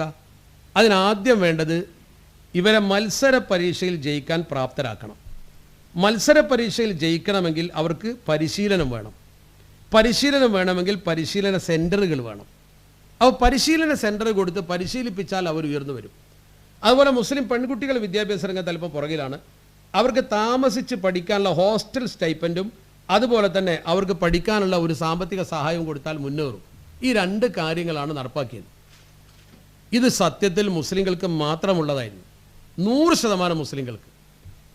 അപ്പോൾ അങ്ങനെ ഒരു സമുദായത്തിന് മാത്രം നടപ്പാക്കാൻ പാടുണ്ടോ എന്ന് ചോദ്യമുണ്ട്. ഇവിടെ നമ്മുടെ കേരളത്തിൽ 1980 മുതൽ പരിവർത്തിത ക്രൈസ്തവർക്ക്, അഥവാ ക്രിസ്തു മതത്തിൽ നിന്നും അന്യമതത്തിൽ നിന്ന്, അന്യമതം എന്ന് പറയുമ്പോൾ പരിമിതമാണ്, പിന്നാക്ക വിഭാഗത്തിൽ നിന്ന്, SC ഷെഡ്യൂൾഡ് കാസ്റ്റ് പട്ടിക ജാതിയിൽ നിന്ന് ക്രിസ്തു മതത്തിലേക്ക് പരിവർത്തിതരായി ആരെങ്കിലും വന്നാൽ അവർക്ക് സഹായം കൊടുക്കാൻ വേണ്ടി മാത്രം ഒരു ബോർഡ് കേരളത്തിലുണ്ട്. അതാണ് development corporation for Christian converted from SC and recommended communities എന്നാണ് ഇതിൻ്റെ പേര്. എന്ന് പറഞ്ഞാൽ എൻ്റെ പച്ച മലയാളം പരിവർത്തിത ക്രൈസ്തവ വികസന കോർപ്പറേഷൻ, ശുപാർശിത വിഭാഗം കൂടി അതിലുണ്ടാവും. അപ്പോൾ അവർക്ക് വേണ്ടി അതിവിടെ പ്രവർത്തിക്കുന്നതിന് ആരും എതിർത്തിട്ടില്ലോ, നമ്മൾ എതിർത്തില്ല. ക്രിസ്ത്യാനിറ്റിയിലേക്ക് ഒരു ഹരിജൻ ജാതി മാറി വന്നാൽ അയാൾക്ക് സഹായം കൊടുക്കും, അതിന് വേണ്ടി മാത്രം ഒരു കോർപ്പറേഷൻ. ഏതെങ്കിലും ഒരു ഹരിജൻ ഇസ്ലാമിലേക്ക് വന്നാൽ അയാൾക്ക് സഹായം കൊടുക്കുന്ന കോർപ്പറേഷൻ ഒന്നും ഇവിടെ ഇല്ല, നമ്മൾ ആവശ്യപ്പെട്ടിട്ടില്ല, നമ്മുടെ നയവുമല്ല. എന്നാൽ മറ്റുള്ളവരുടെ മുടക്കാൻ നമ്മളൊന്നും അതുമില്ല. ഇത് നമുക്ക് വേണ്ടി മാത്രമുള്ളതാണ് എന്ന ധാരണ എല്ലാവർക്കുമുണ്ട്. അങ്ങനെ അത് 2008 ആരംഭിച്ച് 2011 വരെ അങ്ങനെ തന്നെ നിന്നു. 2011 സംഭവിച്ചത് 2-3 കാര്യങ്ങളാണ്. ഒന്ന്, 2011 ന്യൂനപക്ഷ സെല്ല് വരുന്നത്. ന്യൂനപക്ഷ സെല്ല് 2008 ന്യൂനപക്ഷ സെല്ല് കൊണ്ടുവരുന്നത്. അത് 2011 ന്യൂനപക്ഷ വകുപ്പാക്കി, സെല്ല് വകുപ്പാക്കി. ന്യൂനപക്ഷ സെല്ല് മൈനോറിറ്റി ഡിപ്പാർട്ട്മെൻ്റ് ആക്കി മാറ്റിയപ്പോൾ മറ്റു മൈനോറിറ്റികൾക്ക് കൊടുക്കുന്ന ആനുകൂല്യങ്ങളൊക്കെ ഇതിലൂടെ കൊണ്ടുവന്ന് കൊടുക്കാൻ തുടങ്ങി. വ്യത്യസ്തത മനസ്സിലാക്കണം. മൈനോറിറ്റി സെല്ല് തുടങ്ങിയത് സച്ചാർ കമ്മിറ്റിയുടെ നിർദ്ദേശം മുസ്ലിങ്ങൾക്ക് വേണ്ടി മാത്രം നടപ്പാക്കാനാണ്. അത് 2011 മൈനോറിറ്റി സെല്ല് മൈനോറിറ്റി ഡിപ്പാർട്ട്മെൻ്റ് ആയപ്പോൾ ഇന്ത്യയിലെ മറ്റു മൈനോറിറ്റികൾ എന്ന് പറയുന്ന നോട്ടിഫൈഡ് മൈനോറിറ്റി ഇന്ത്യയിൽ 6 കൂട്ടരുണ്ട്. 6 കൂട്ടരാണ് ഇന്ത്യയിൽ നോട്ടിഫൈഡ് മൈനോറിറ്റി എന്ന് പറഞ്ഞാൽ ഗവൺമെൻറ് അംഗീകരിച്ച പിന്നാക്ക വിഭാഗം, ന്യൂനപക്ഷ വിഭാഗം. അതെങ്ങനെയാണ് തീരുമാനിക്കുന്നത്? ഒരു രാജ്യത്തെ മൊത്തം ജനസംഖ്യയുടെ നേർപകുതിയേക്കാൾ കൂടുതലുള്ളവരാണെങ്കിൽ അവർ ഭൂരിപക്ഷം, അങ്ങനെയാണ് അതിൻ്റെ കണക്ക്. അപ്പോൾ ഇന്ത്യയിൽ ഹിന്ദുക്കൾ ഇന്ത്യയുടെ ജനസംഖ്യയുടെ പകുതിയേക്കാൾ കൂടുതലുണ്ട്, അവിടെ അവർ ഭൂരിപക്ഷ സമുദായം. ഇന്ത്യയുടെ മൊത്തം ജനസംഖ്യയേക്കാൾ പകുതിയിൽ താഴെയുള്ളവരൊക്കെ മൈനോറിറ്റി എന്ന് പറഞ്ഞാൽ പിന്നാക്കക്കാർ. പിന്നാക്കക്കാരല്ല, ന്യൂനപക്ഷം. പിന്നാക്കം അതിലില്ല, ന്യൂനപക്ഷം. അപ്പോൾ അങ്ങനെ വരുമ്പോൾ ഇന്ത്യയിൽ 6 നോട്ടിഫൈഡ് മറ്റേ മുസ്ലിങ്ങളാണ് ഏറ്റവും വലിയ മൈനോറിറ്റി. പിന്നെ ക്രിസ്ത്യാനികൾ, ബുദ്ധർ, ജൈനർ, സിഖുകാർ, പാഴ്സികൾ, ഈ 6 കൂട്ടർ. അപ്പോൾ ഈ വിഭാഗത്തിൽപ്പെട്ട കേരളത്തിൽ മുസ്ലിങ്ങളും കൂടുതൽ ക്രിസ്ത്യാനികളും മുസ്ലിങ്ങളുമാണുള്ളത്.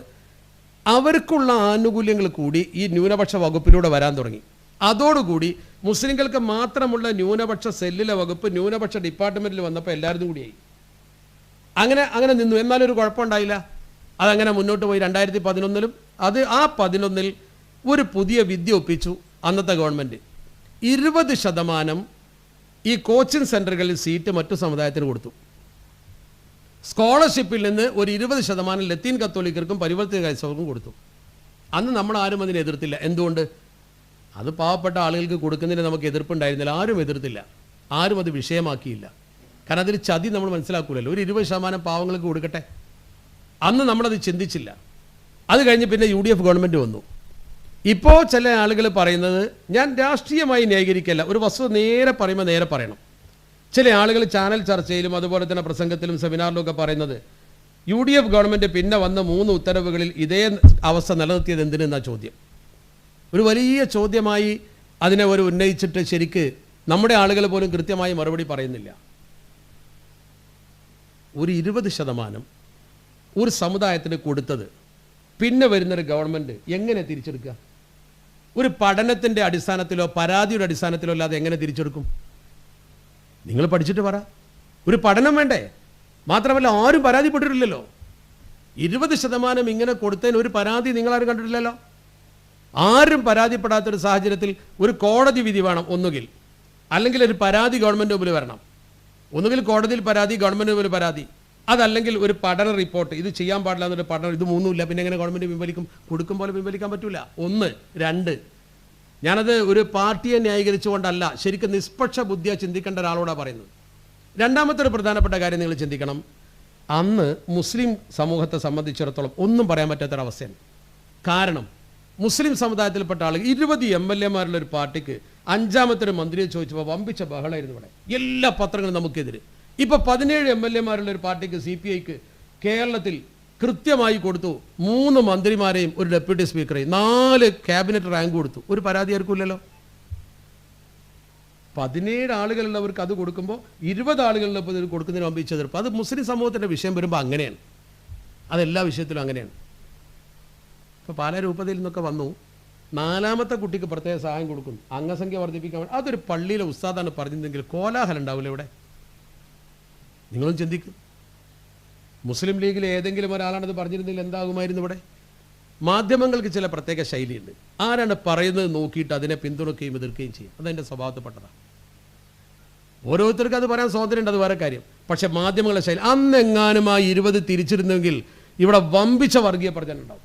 അല്ലെങ്കിൽ തന്നെ മുസ്ലിങ്ങൾക്കെതിരെ മൊത്തം അനധികൃതമായ അവകാശം നേടുന്നു എന്ന് പറഞ്ഞ് വമ്പിച്ച കോലാഹലം ഉണ്ടാക്കിയ ആൾക്കാരാണ്. ഈ തെരഞ്ഞെടുപ്പിന് മുമ്പ് അതല്ലേ ചെയ്തത്? കോടിക്കണക്കിന് രൂപ മദ്രസയിലേക്ക് കൊണ്ടുപോകുന്നു ബഹളം വെച്ചു. തെരഞ്ഞെടുപ്പ് വരെ ഒരു അക്ഷരം മിണ്ടിയോ? തെരഞ്ഞെടുപ്പ് കഴിഞ്ഞപ്പോൾ കൃത്യം പറഞ്ഞല്ലോ.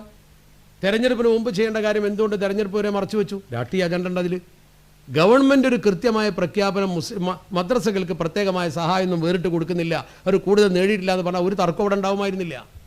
നേരെ മറിച്ച് മദ്രസകൾ കോടികൾ നേടുന്നു എന്നാണ് പ്രചരിപ്പിച്ചത്. അതനുസരിച്ചാണ് പലരും പത്രത്തിൽ എഴുതിയത്. അതാണ് സഭകളിൽ പ്രചരിപ്പിച്ചത്. അങ്ങനെ മുസ്ലിങ്ങളെല്ലാം അനധികൃതമായി നേടുന്നു. സത്യത്തിലോ ഒന്നും നേടിയിട്ടില്ല. നമ്മുടെ ഇത് മുഴുവൻ അങ്ങോട്ട് എടുത്തിട്ടേ ഉള്ളൂ. ആ ഒരു പ്രചരണം ഇവിടെ നടത്തി. അന്ന് അത്തരമൊരു സാഹചര്യമായിരുന്നുണ്ടായിരുന്നു. അന്ന് തിരിച്ചെടുക്കാൻ പറ്റിയ സാഹചര്യമല്ല. അതുകൊണ്ടാണ് തിരിച്ചെടുക്കാൻ പറ്റാതിരുന്നത്. ഇനി കൊടുത്ത് തിരിച്ചെടുക്കണമെന്നൊരു ആവശ്യം വന്നില്ലായിരുന്നു. ഞാൻ ചോദിക്കട്ടെ, 2020 വരെ ഇത് വിഷയമല്ലല്ലോ, പിന്നെ എന്തുകൊണ്ട് വിഷയമായി? വിഷയമായത് 2-3 കാരണങ്ങളാണ്. ഒന്ന്, മുസ്ലിം സമൂഹത്തിൻ്റെ വിദ്യാഭ്യാസ പുരോഗതി തടയുക എന്ന് ഉദ്ദേശിക്കുന്ന ചില ആളുകൾ ഉണ്ടാവാം. 2, coaching centre for Muslim youth എന്നതിൻ്റെ പേരെടുത്തിട്ട് coaching centre minority coaching centre ആക്കി. മൈനോറിറ്റി കോച്ചിങ് സെൻറ്റർ ആക്കിയപ്പോൾ ഞാൻ നേരത്തെ പറഞ്ഞ പോലെ ന്യൂനപക്ഷ സെല്ല് ന്യൂനപക്ഷ വകുപ്പാക്കി എല്ലാം അതിലൂടെ വിതരണം ചെയ്തപ്പോൾ ഇതൊക്കെ ന്യൂനപക്ഷത്തിൻ്റെ തോന്നി. മൈനോറിറ്റി കോച്ചിങ് സെൻറ്റർ എന്ന് പറയുമ്പോൾ എല്ലായിടത്തുമാണ്. അതിൽ 20% മാത്രം ഒരു കൂട്ടർക്ക് എങ്ങനെ കൊടുക്കും? ഒരു കൂട്ടർക്ക് മാത്രം 80 എങ്ങനെ കൊടുക്കും? ചോദ്യമാണ്. രണ്ടാമത്തെ ഒന്ന്, ഇതേ സ്കീമിലെ സ്കോളർഷിപ്പ് ഉപയോഗപ്പെടുത്തി മുസ്ലിങ്ങൾക്ക് മാത്രമുള്ള സ്കീമിലെ സ്കോളർഷിപ്പിൽ മദർ തെരേസ സ്കോളർഷിപ്പ് കൊണ്ടുവന്നു, ജോസഫ് മുണ്ടശ്ശേരി സ്കോളർഷിപ്പ് കൊണ്ടുവന്നു. ഈ ജോസഫ് മുണ്ടശ്ശേരി സ്കോളർഷിപ്പ് ഏതാ? UDF ഭരണകാലത്ത് +2 വിദ്യാർത്ഥികൾക്കും 10ാം ക്ലാസ് വിദ്യാർത്ഥികൾക്കും കൂടുതൽ മാർക്ക് കൊടുക്കുന്ന മെറിറ്റ് സ്കോളർഷിപ്പ് UDF കൊണ്ടുവന്ന സ്കോളർഷിപ്പിന് പേരിട്ടതാണ് ജോസഫ് മുണ്ടശ്ശേരി. ആ ജോസഫ് മുണ്ടശ്ശേരി പിന്നെ വന്ന 2016 ഇവർ വന്ന മദ്രസ വന്ന് പേരിട്ടു. ആ പേരിട്ടപ്പോൾ ക്രിസ്ത്യാനികൾക്ക് തോന്നി ഞങ്ങളുടെ പുണ്യവാളന്മാരുടെ പേരിലുള്ളത് പോലും ഞങ്ങൾക്ക് 20 ഉള്ളൂ, അവർക്ക് 80 ഉണ്ട്. അവർ പ്രശ്നമായി. സത്യത്തിൽ അത് മുസ്ലിങ്ങൾക്ക് മാത്രം അവകാശപ്പെട്ടതിന് 20 അവർക്ക് കൊടുത്താന്ന് പറയാൻ കോടതിയിൽ പറ്റിയില്ല. കോടതിയിൽ എന്താ ചോദിച്ചത്? കോടതിയിൽ വാദിച്ച വാദം ശരിയാണ്, പക്ഷേ വാദത്തിന് അടിസ്ഥാനമില്ല. വാദം ശരിയാണ്, അടിസ്ഥാനമില്ല. എന്താ അങ്ങനെ പറയാൻ കാരണം?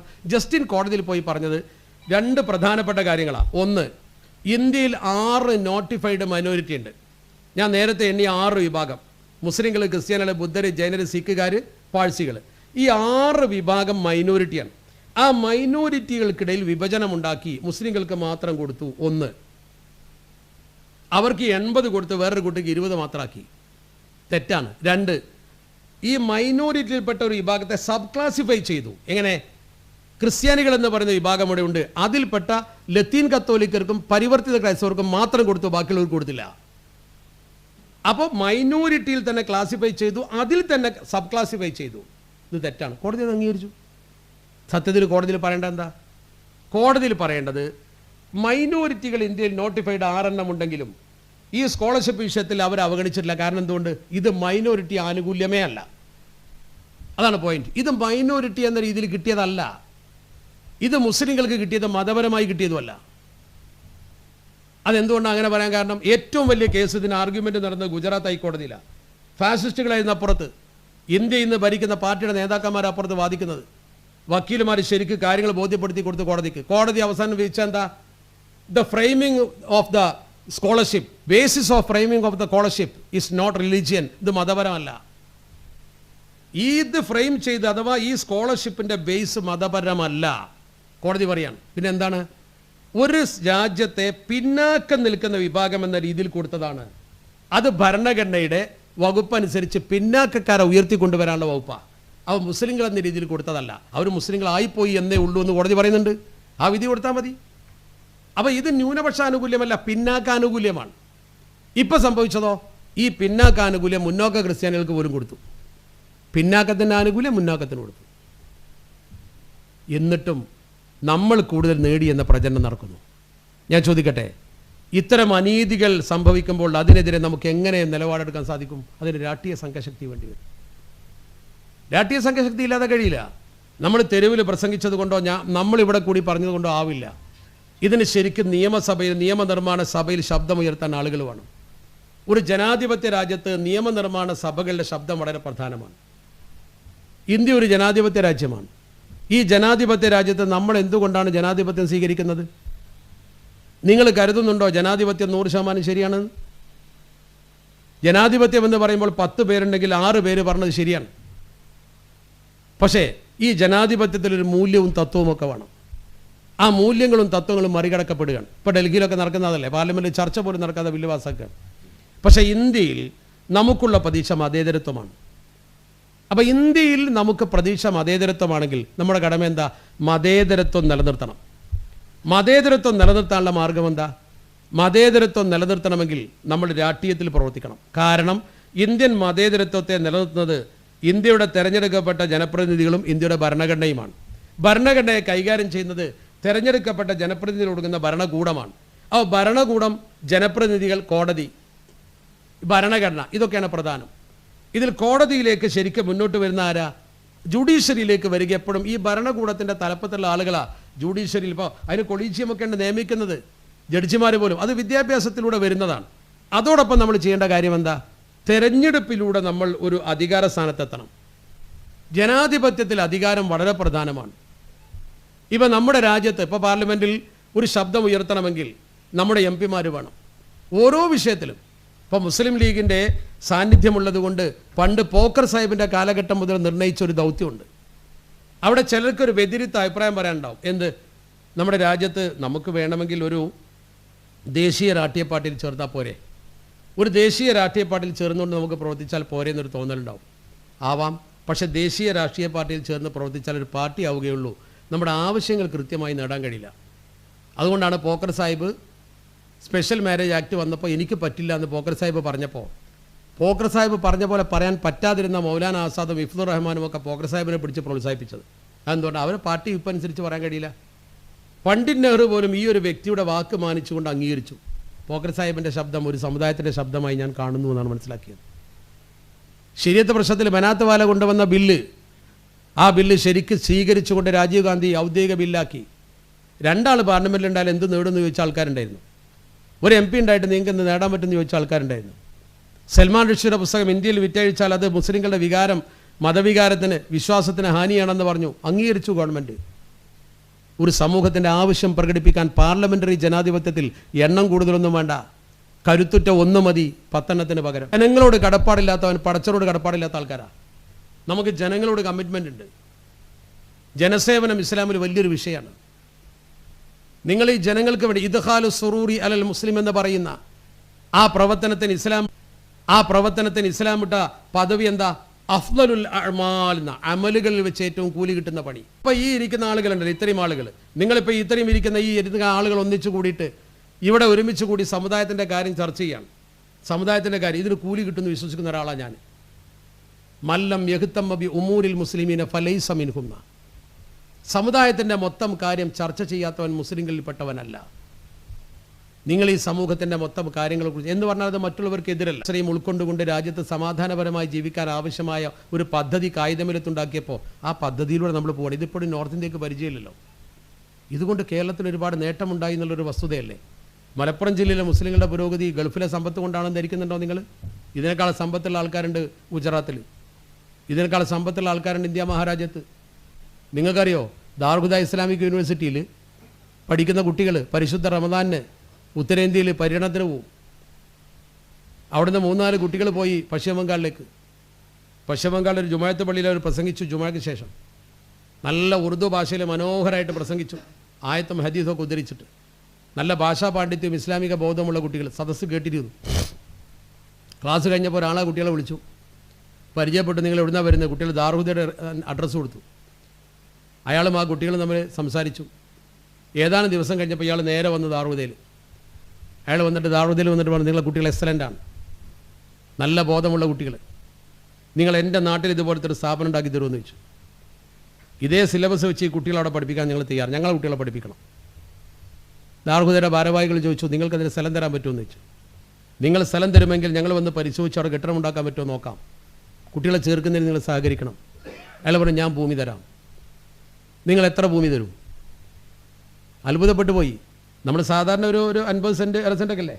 ഇയാൾ പറഞ്ഞു, ഞാൻ 20 ഏക്കർ ഭൂമി എഴുതരാം. 20 ഏക്കർ ഭൂമി. മുങ്കിർ ഹുസൈൻ എന്നാണ് അയാളുടെ പേര്. അയാൾ പശ്ചിമ ബംഗാളുകാരനാണ്. തായ്ലൻഡിലെ എഞ്ചിനീയറാണ് അയാൾ. പശ്ചിമ ബംഗാളിൽ ജനിച്ചു വളർന്ന അവിടെ ഇപ്പോഴും താമസിക്കുന്ന ഒരാളാണ് അയാൾ. അയാൾ എങ്ങനെയൊക്കെ അല്പം മതബോധമുണ്ട്. അയാൾ പുറത്ത് പോയി വിദേശത്ത് എഞ്ചിനീയറായി ഇപ്പോഴും നാട്ടുകാരനാണ്. അത്ഭുതപ്പെട്ടു പോയി ദാർഹുദ ഭാരവാഹികൾ. 20 വേണ്ട 10 മതി എന്ന് പറഞ്ഞു. പോയി നോക്കി, മൊട്ടപ്പറമ്പൊന്നുമല്ല, നല്ല കൃഷിഭൂമി, നിരന്ന ഭൂമി. ഞാൻ നേരെ പോയി കണ്ടതാണ്. ബീർഭൂം എന്ന് പറയുന്ന ഡിസ്ട്രിക്റ്റിൽ വളരെ മനോഹരമായ ഭൂമി, നികത്തുക പോലും വേണ്ട. ആ ഭൂമിയിൽ നല്ല കെട്ടിടമുണ്ടാക്കി 200-ൽ പരം കുട്ടികളെ വെച്ച് ആരംഭിച്ച് മനോഹരമായിട്ട് സ്ഥാപനം മുന്നോട്ട് പോവാണ്. ഞാൻ പറഞ്ഞു വന്നത്, ഒരു മുങ്കിർ ഹുസൈൻ 20 ഏക്കർ സ്ഥലം അവിടെ ഉണ്ട്. പണക്കാരവിടെ ഉണ്ട്, ഒറ്റപ്പെട്ട പണക്കാർ, യോജിപ്പില്ല.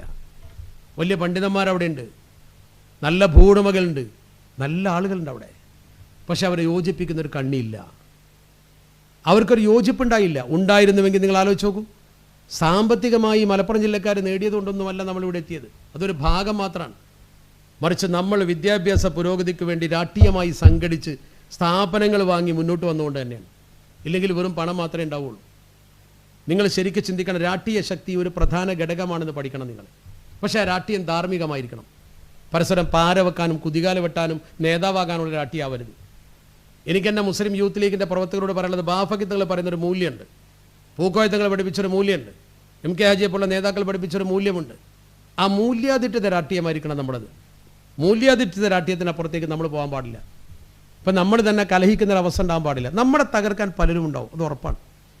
കാരണം ഒരുമിച്ച് നിൽക്കുന്നൊരു സമൂഹത്തെ തകർക്കാൻ പലപ്പോഴും പലരും വരും.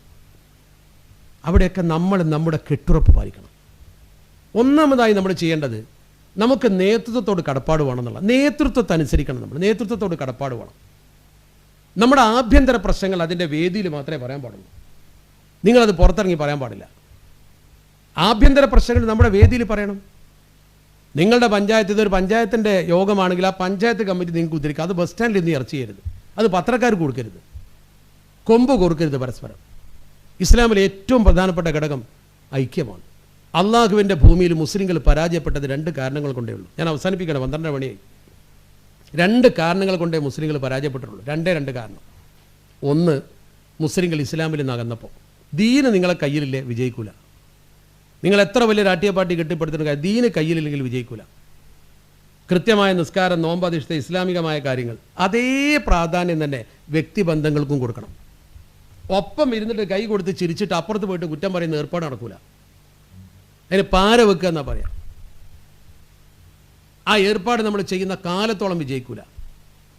സഅദ് ബിൻ അബീ വഖാസ് റളിയല്ലാഹു തആല കൈ പൊന്തിച്ച് ദ്വാരുന്നാൽ അപ്പോൾ ഉത്തരം കിട്ടിയിരുന്നു. സ്വഹാബത്ത് ചോദിച്ചു, ഞങ്ങൾക്കിടയിൽ ജീവിക്കുന്ന നിങ്ങൾക്ക് എവിടുന്ന ഇത്ര വലിയ പദവി കിട്ടിയത്? എന്തായാലും മറുപടി, അള്ളാഹുവിൻ്റെ റസൂൽ പറഞ്ഞു കൊടുത്തതാ. ഒരു മനുഷ്യനോട് മനസ്സിലൊരു പകയും വെറുപ്പില്ല. നിങ്ങൾ ചെയ്യുന്ന അമലൊക്കെ തന്നെ ഞാൻ ചെയ്യുന്നുള്ളൂ. മുസ്ലിമീന വലാ സൂആ. കൂട്ടത്തിലുള്ള ഒരാളോട് എനിക്ക് മനസ്സിലൊരു പകയും വെറുപ്പില്ല. അങ്ങനെ നമ്മളാകാൻ പാടില്ല. ഒരുപാട് രാഷ്ട്രീയ പാർട്ടികളും ഒരുപാട് സംവിധാനങ്ങളും അങ്ങനെ ഉണ്ടാവും. പക്ഷെ നമ്മൾ അങ്ങനെ ആകാൻ പാടില്ലല്ലോ. ഒരിക്കലും നിങ്ങൾ അങ്ങനെ ചെയ്യാൻ പാടില്ല. നിങ്ങളെന്ന് പറയുന്നത് മതപരമായ പശ്ചാത്തലം ഉൾക്കൊണ്ടുകൊണ്ട് പ്രവർത്തിക്കുന്ന ആളുകളാണ്. നമ്മുടെ കൂടെ നിൽക്കുന്ന ഒരു അമുസ്ലിമിനെ പോലും പരാജയപ്പെടുത്തുന്നത് നമ്മൾ ചിന്തിക്കാൻ പാടില്ല. അവനോടോ അല്ലെങ്കിൽ അവൻ്റെ മതത്തോടുള്ള വെറുപ്പല്ല നമ്മൾ നയിക്കേണ്ടത്. ആ ഒരു സ്നേഹബന്ധവും ആ ഒരു ഐക്യവും നിങ്ങൾക്ക് നിലനിർത്താൻ പറ്റുമോ? ലോകത്തെ മുസ്ലിങ്ങളെ പരാജയം സംഭവിച്ചത് ഈ ഐക്യം തകർന്നപ്പെടാം. നമ്മുടെ ഐക്യം തകർക്കുക എന്നത് ശത്രുവിൻ്റെ പ്രധാന ലക്ഷണമാണ്. ഇബ്ലീസിന് നേരം വെളുത്താനുള്ള ഏറ്റവും വലിയ പണി എന്താ? നിങ്ങൾ ആലോചിച്ച് നോക്കൂ. ഇബ്ലീസിൻ്റെ ചരിത്രം കൃത്യമായിട്ട് ഹദീസിൽ പറയുന്നുണ്ട്. അഷ്റഫുൽ ഖൽഖ് മുഹമ്മദ് മുസ്തഫ സല്ലല്ലാഹു അലൈഹി വസല്ലം ഇബ്ലീസ് രാവിലെ ഇറങ്ങും. യബുസ്സു തറായാഹു എന്നാണ് ഹദീസിലുള്ളത്. അവൻ്റെ സൈന്യത്തെ അവനിങ്ങനെ വിതക്കും. എന്ന് പറഞ്ഞാൽ എങ്ങനെ? ഒരു കോൺട്രാക്ടർ ഇറങ്ങിയിട്ട് കോൺട്രാക്ടറുടെ പണിക്കാരെ 4 സൈറ്റിലേക്ക് വിടുന്ന പോലെ എല്ലാ സ്ഥലത്തേക്കും വിട്ട് ഓരോ പണി ചെയ്യാൻ പറയും. വൈകുന്നേരം വന്നിട്ട് അവരെ കണക്ക് കൂട്ടിയിട്ട് അവരെ ഹിസാബ് അനുസരിച്ച് പണം കൊടുക്കും.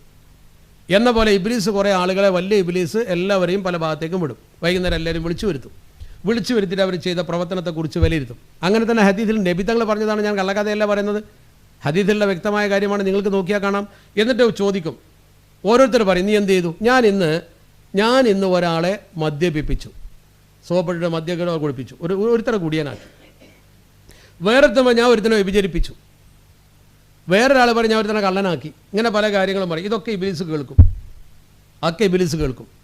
ആ കൂട്ടത്തിൽ ഒരാൾ പറയും, ഞാൻ ഇന്ന് 2 പേരെ തമ്മിൽ തെറ്റിച്ചു, അല്ലെങ്കിൽ ഭാര്യയും ഭർത്താവിനെയും തമ്മിൽ പിണക്കി എന്ന് പറയാൻ, ബാപ്പാനെയും മകനെയും തമ്മിൽ പിണക്കി. ഇത് പറയുന്ന സമയത്ത് ഇബിലീസ് അവനെ അടുത്ത് വിളിച്ചിട്ട് അവനെ എൻ്റെ കാലിന്മേൽ, ചെറിയ കുട്ടികൾ നമ്മൾ തുടമ കയറ്റിയിരുത്തുമല്ലോ, കയറ്റി ഇരുത്തിയിട്ട് പുറത്ത് കൊട്ടിയിട്ട് അഭിമാനത്തോടു കൂടി പറയും, ഞമ്മ അന്ത, നീയാണടാ യോഗ്യൻ, നീയാണ് യോഗ്യൻ. കാരണം എന്താ? കള്ള് കുടിച്ചവൻ്റെത് തൗബ ചെയ്താൽ പ്രശ്നം തീരും, പിന്നെ കുടിക്കാതിരുന്നാൽ മതി എന്ന് കരുതി ഇനി കള്ളുടിച്ച് തൗബ ചെയ്യാൻ നിൽക്കണ്ട. പ്രശ്നം തീരുമെന്ന് പറഞ്ഞാൽ ഇസ്ലാമിൻ്റെ താത്വിക വശം അങ്ങനെയാണ്. ഒരാളൊരു അരുതായ്മ ചെയ്തു, അള്ളാഹുവിനോട് ഖേദിച്ച് മടങ്ങിയാൽ ആ പ്രശ്നം ഓനും ഒന്നേറ്റ് തീർത്തോളൂ, അത് അവനും ഒന്നേറ്റ് തീരും.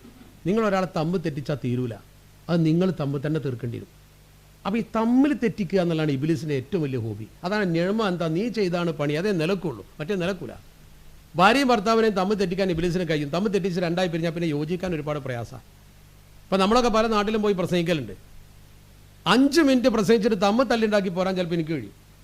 പക്ഷേ യോജിപ്പിക്കാൻ ചിലപ്പോൾ ഒരാഴ്ച പ്രസംഗിച്ചാലും നടന്നോളന്നില്ല. ഒന്ന് നിർമ്മാണാത്മകമാണ്, മറ്റത് സംഹാരാത്മകമാണ്. അപ്പോൾ യോജിപ്പിച്ച് നിർത്തുക എന്നുള്ള വലിയ പ്രയാസമാണ്. അതിന് ചില രഹസ്യങ്ങൾ സൂക്ഷിക്കേണ്ടി വരും, സൂക്ഷ്മത പുലർത്തേണ്ടി വരും, വിട്ടുവീഴ്ചയൊക്കെ ചെയ്യേണ്ടി വരും. നമ്മളെ ചില ആൾക്കാർ വിട്ടുവീഴ്ച തീരെ ചെയ്യൂല, രഹസ്യം തീരെ ഉണ്ടാവില്ല. എന്ത് പാർട്ടിൻ്റെ ഉള്ളിലെ രഹസ്യമായാലും ശരി, സംഗതി ഇങ്ങനെയൊക്കെ ഉണ്ടായി, ഞാൻ എന്നോടേ പറയുള്ളൂ, വേറെ ആരോടും പറയരുതിട്ടോ, അതേമാതിരി ആൾ മറ്റൊരാളോടും പറയും, വിഷയം തീർന്നല്ലോ. എല്ലാവരോടും സ്വകാര്യം പറയാം. അങ്ങനെയാണ്, ഓരോരുത്തരോട് പറയുമ്പോഴും എന്നോട് മാത്രമേ പറഞ്ഞിട്ടുള്ളൂ എന്നാണ് പറയാം. അതാണ് പാട്ടാവും. അപ്പോൾ കൂട്ടത്തിൽ ഏതെങ്കിലും പത്രലേഖനം അത് കിട്ടും, ഒരുത്തനെ ചോദിക്കും. ഒരു പത്രക്കാരനൊക്കെ ഫോൺ ചെയ്ത് ചോദിക്കാറുമ്പോൾ ചിലർക്ക് ഒരു പൊങ്ങല വലിയ സംഭവം, പിന്നെ വേഗം പറഞ്ഞു കൊടുക്കും, ഒക്കെയാണ് വരും ചെയ്യും, വൃത്തിയായി. ഇന്നത്തെ പത്രപ്രവർത്തനം തന്നെ അങ്ങനെയാണ്. ഒരു പാർട്ടിക്കകത്ത് നമുക്ക് വിമർശിക്കാമല്ലോ, നമ്മുടെ സംഘടനയെ നമുക്ക് വിമർശിക്കാം, പക്ഷെ പുറത്തല്ല, അകത്ത് നമ്മുടെ കുടുംബത്തിൽ ഭാര്യയും മക്കളെയൊക്കെ ഇരുത്തിയിട്ട് നമ്മൾ സംസാരിക്കൂലേ? ആഭ്യന്തര കാര്യം വേറെ ആൾ കൊടുക്കാൻ പാടുണ്ടോ? ഇസ്ലാമിക സമൂഹത്തിൻ്റെ ജീവിതക്രമം നിങ്ങൾ ശരിക്കും പാർട്ടി പോളിസി പഠിക്കണം. അവിടെ ഒരു പേഷ്യൻസ് വേണം, ക്ഷമ നമുക്ക്.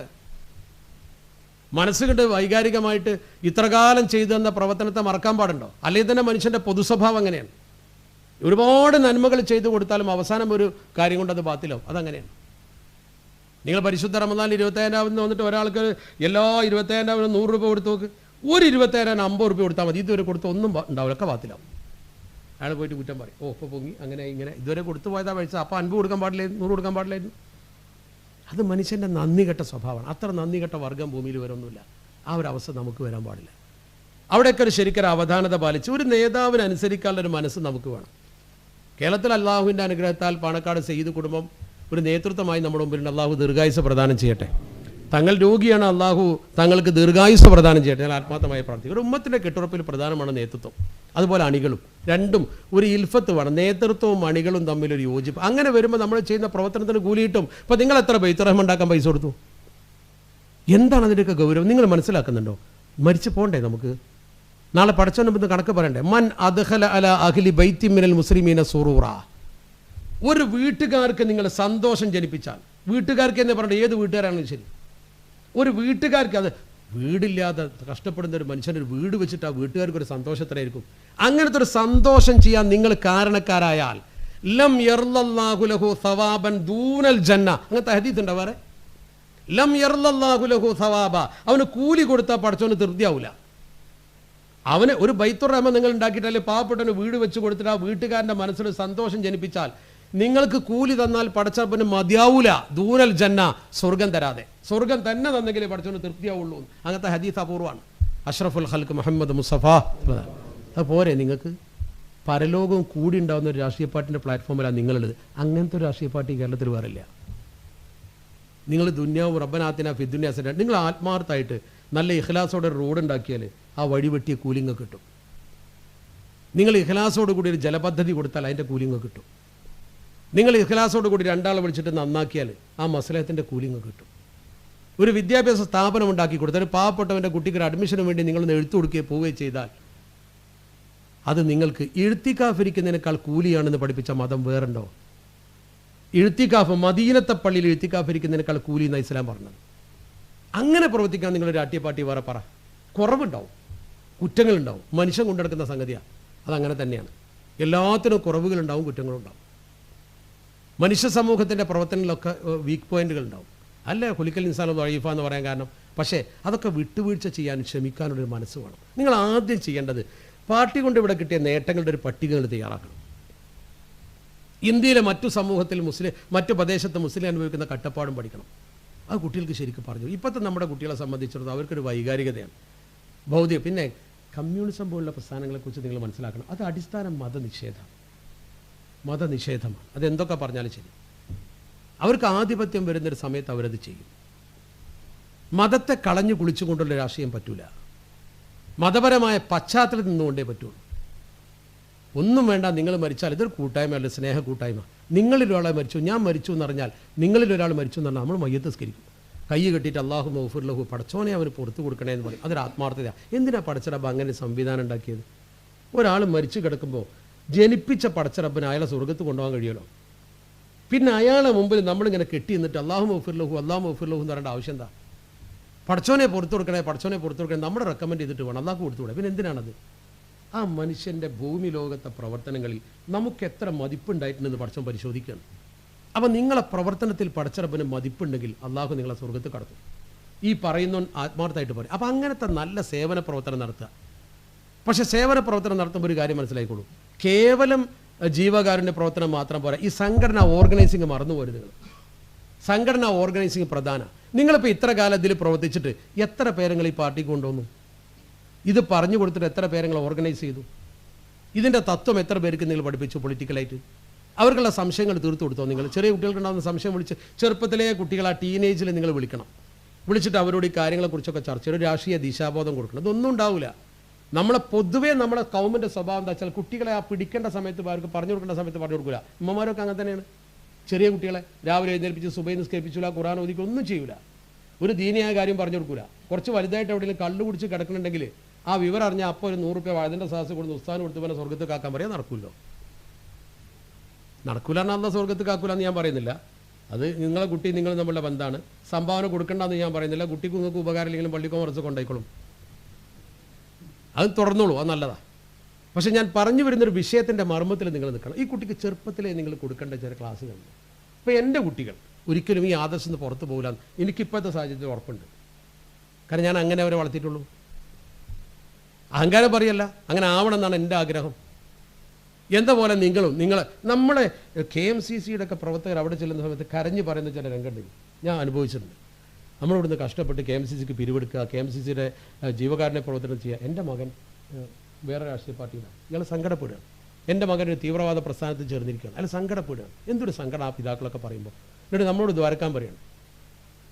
ഈ കുട്ടി നേരത്തെ ഇങ്ങനെ നമ്മളെന്ത് ദ്വാരത്തിൻ്റെ എന്താ അവിടെ വാപ്പ പറഞ്ഞമാതിരി കോഴിക്കോട് പോകണ ബസ്സിൽ കയറിന്നിട്ട് പിന്നെ പാലക്കാട് എത്തിക്കണം ദ്വാരത്തിൻ്റെ കാര്യമല്ലോ. നമ്മൾ മനസ്സിലാക്കേണ്ട ഒരു കാര്യമുണ്ട്. അവിടെ നിങ്ങൾ ശരിക്കും നിങ്ങളെ കുട്ടിയെ ചെറുപ്പത്തിലെ ഈ ഒരു ബോധം കൊടുക്കുക. നിങ്ങൾ ചെയ്യേണ്ടത് നിങ്ങളുടെ പ്രദേശത്ത് 1-2 ആളുകളെ കൂടുതൽ ഉണ്ടാക്കാനുള്ള ശ്രമം നടത്തുക. ഓർഗനൈസിങ് തീരെ നടക്കണില്ല, സത്യത്തിൽ തീരെ നടക്കുന്നില്ല. പുതിയ പ്രവർത്തകരുണ്ടാക്കാൻ ഒരു പണി നിങ്ങൾ ചെയ്യുന്നില്ല. നിങ്ങളെന്ന് പറഞ്ഞോട് ഉദ്ദേശം എല്ലാവരും പുതിയ പ്രവർത്തകരുണ്ടാക്കുന്നില്ല. ഉള്ളവരിങ്ങനെ ചോർന്നു പോവുകയാണ് പലപ്പോഴും. ചോർന്നു പോകുന്ന സ്വാർത്ഥ താല്പര്യത്തോടൊക്കെ പോയിക്കോട്ടെ, ഒരു കുഴപ്പമില്ല. സ്വാർത്ഥ താല്പര്യമുള്ളവർ പോയാലും നല്ലവർ കുറച്ചുണ്ടായാൽ മതി. അപ്പോൾ ശരിക്കും നിങ്ങളെ പ്രദേശത്ത് ആളുകളെ വിളിച്ചു കൂട്ടിയിട്ട് ഇതിൻ്റെ കാര്യങ്ങൾ ശരിക്കും ബോധ്യപ്പെടുത്തി കൊടുത്തിട്ട് കുടുംബത്തിൽ നിന്ന് തുടങ്ങണം. ദഴവത്ത് നിന്നാണ് അന്തിർ അഷീറത്തൊക്കെ അക്കറബി എന്നാണ്. നിങ്ങൾ കുടുംബത്തിൽ നിന്ന് തുടങ്ങണം ഈ ദഴവത്ത്. അല്ലാതെ നിങ്ങൾ മറ്റു പ്രദേശത്ത് വലിയ നേതാവായി നടന്നിട്ട് കാര്യമില്ല. ഇപ്പോൾ എൻ്റെ നാട്ടിലെ പ്രവർത്തനത്തിൽ ഞാനുണ്ടാവണം. അവനവൻ്റെ നാട്ടിൽ നമ്മൾ നന്നായി പ്രവർത്തിച്ചു. ചില അങ്ങനെ പ്രവർത്തിക്കില്ല, നേതാവായിട്ട് മുകളിലൊക്കെ ഉണ്ടാവും, നാട്ടിലൊരു പ്രവർത്തനത്തിന് വിളിച്ചാൽ കിട്ടില്ല. അതാണ് പ്രശ്നം. വെറുതെ യൂണിറ്റ് സെക്രട്ടറി ആകുമ്പോഴേക്കും എന്നാണ് സംസ്ഥാന സെക്രട്ടറി ആവുക എന്ന് സ്വപ്നം കാണണ്ട. ആ സ്വപ്ന ലോകത്ത് ജീവിക്കുമ്പോൾ പ്രവർത്തിക്കാൻ പറ്റൂല. അപ്പോൾ അത് കിട്ടിയില്ലെങ്കിൽ ടെൻഷൻ വരും, പിന്നെ ഒരു ജാതി ഭ്രാന്താവും. ആ ഭ്രാന്താണ് മറ്റവനുള്ള ദേഷ്യമാവുക. അപ്പോഴാണ് പുതിയ ഗ്രൂപ്പ് ഉണ്ടാവുക, അപ്പോഴാണ് പ്രശ്നം ഉണ്ടാവുക. അങ്ങനെ വരുമ്പോഴാണ് തെരഞ്ഞെടുപ്പിൽ ലീഗ് മാത്രമുള്ള സ്ഥലത്ത് ലീഗ് തോൽക്കുന്നത്. ഇക്കഴിഞ്ഞ പഞ്ചായത്ത് തെരഞ്ഞെടുപ്പിൽ തോറ്റ വാർഡിലൊക്കെ പോയിട്ടൊരു കണക്കെടുക്ക്. ലീഗ് ഇല്ലാത്തതുകൊണ്ടോ ലീഗറില്ലാത്തതുകൊണ്ടോ അല്ല തോറ്റത്, ഇപ്പം ആര് വെച്ചിട്ട് തോറ്റതാ? ഞാൻ പഠിച്ചിട്ടാണ് പറയുന്നത്. നിങ്ങളില്ലാത്തത് കൊണ്ടല്ല നിങ്ങൾ തോറ്റത്. ഇബ്ലീസ് നമ്മളെ തമ്മിൽ തല്ലിച്ച് തോപ്പിച്ചതാ. നിങ്ങളൊന്ന് ഒറ്റക്കെട്ടായി നിന്നാൽ ഈ മലപ്പുറം ജില്ലയിൽ നിന്ന് ഒന്നും സംഭവിക്കൂല. അത്രയും നല്ല കെട്ടുറപ്പും ഭദ്രതയും ബോധമുണ്ട്. അങ്ങനെയാണ്. ഞാൻ പറഞ്ഞത് കേട്ടില്ലെങ്കിൽ ഞാൻ വോട്ട് ചെയ്യില്ല എന്ന് പറയുന്ന രാഷ്ട്രീയമല്ല വേണ്ടത്. കായികമിലത്തെ മുഹമ്മദ് ഇസ്മായിൽ സാഹിബിൻ്റെ ഉമ്മത്തിൻ്റെ ഐക്യത്തിന് വേണ്ടിയുള്ള രാഷ്ട്രീയ ബോധമാണ് വേണ്ടത്. അതിന് പരലോകത്ത് കൂലിയിട്ടും. അങ്ങനെ പരലോക ബോധവും കൂടിയുള്ള ഒരു രാഷ്ട്രീയ സംവിധാനം, ഒരു സമാധാനത്തിൻ്റെ രാഷ്ട്രീയ സംവിധാനം കെട്ടിപ്പടുക്കാൻ നിങ്ങൾക്ക് സാധ്യമാകട്ടെ എന്ന് മാത്രം ആശംസിച്ചുകൊണ്ട് കൂടുതൽ ദീർഘിപ്പിക്കാതെ കാലിക സംഭവങ്ങളെക്കുറിച്ചൊക്കെ നിങ്ങൾ പഠിച്ചിട്ട് സ്വത്വ രാഷ്ട്രീയത്തെക്കുറിച്ച് മാത്രം എന്നെ ഏൽപ്പിച്ച വിഷയം ഞാൻ പറഞ്ഞത്. ആ സ്വത്വബോധം നമ്മൾ ആരാണെന്ന് തിരിച്ചറിഞ്ഞുകൊണ്ട് ഈ ബോധത്തോടു കൂടി പ്രവർത്തിക്കുന്ന ഒരു തലമുറയെ കെട്ടിപ്പടുക്കാൻ നിങ്ങൾ ശ്രമിച്ചാൽ നടക്കും. ഒരാളെ കൂടുതലുണ്ടാക്കിയാൽ ഈ ക്യാമ്പ് അടുത്ത വർഷം ഇവിടെ വെച്ച് നടത്താൻ പറ്റില്ല. അത്രയും സീറ്റ് കൂടുതൽ വേണ്ടി വരും. അങ്ങനെ നിങ്ങളാൽ പ്രവർത്തകരുണ്ടാകുന്ന തരത്തിലുള്ള ബോധവൽക്കരണ പ്രക്രിയക്ക് നേതൃത്വം നൽകാൻ അള്ളാഹു സഹായിക്കട്ടെ എന്ന് മാത്രം പ്രാർത്ഥിച്ചുകൊണ്ട് ഇത് സംഘടിപ്പിച്ചവർക്ക് അഭിനന്ദനം അർപ്പിച്ചുകൊണ്ട് ഞാൻ അവസാനിപ്പിക്കുന്നു. അസ്സലാമു അലൈക്കും വറഹ്മത്തുള്ളാഹി വബറകാതുഹു.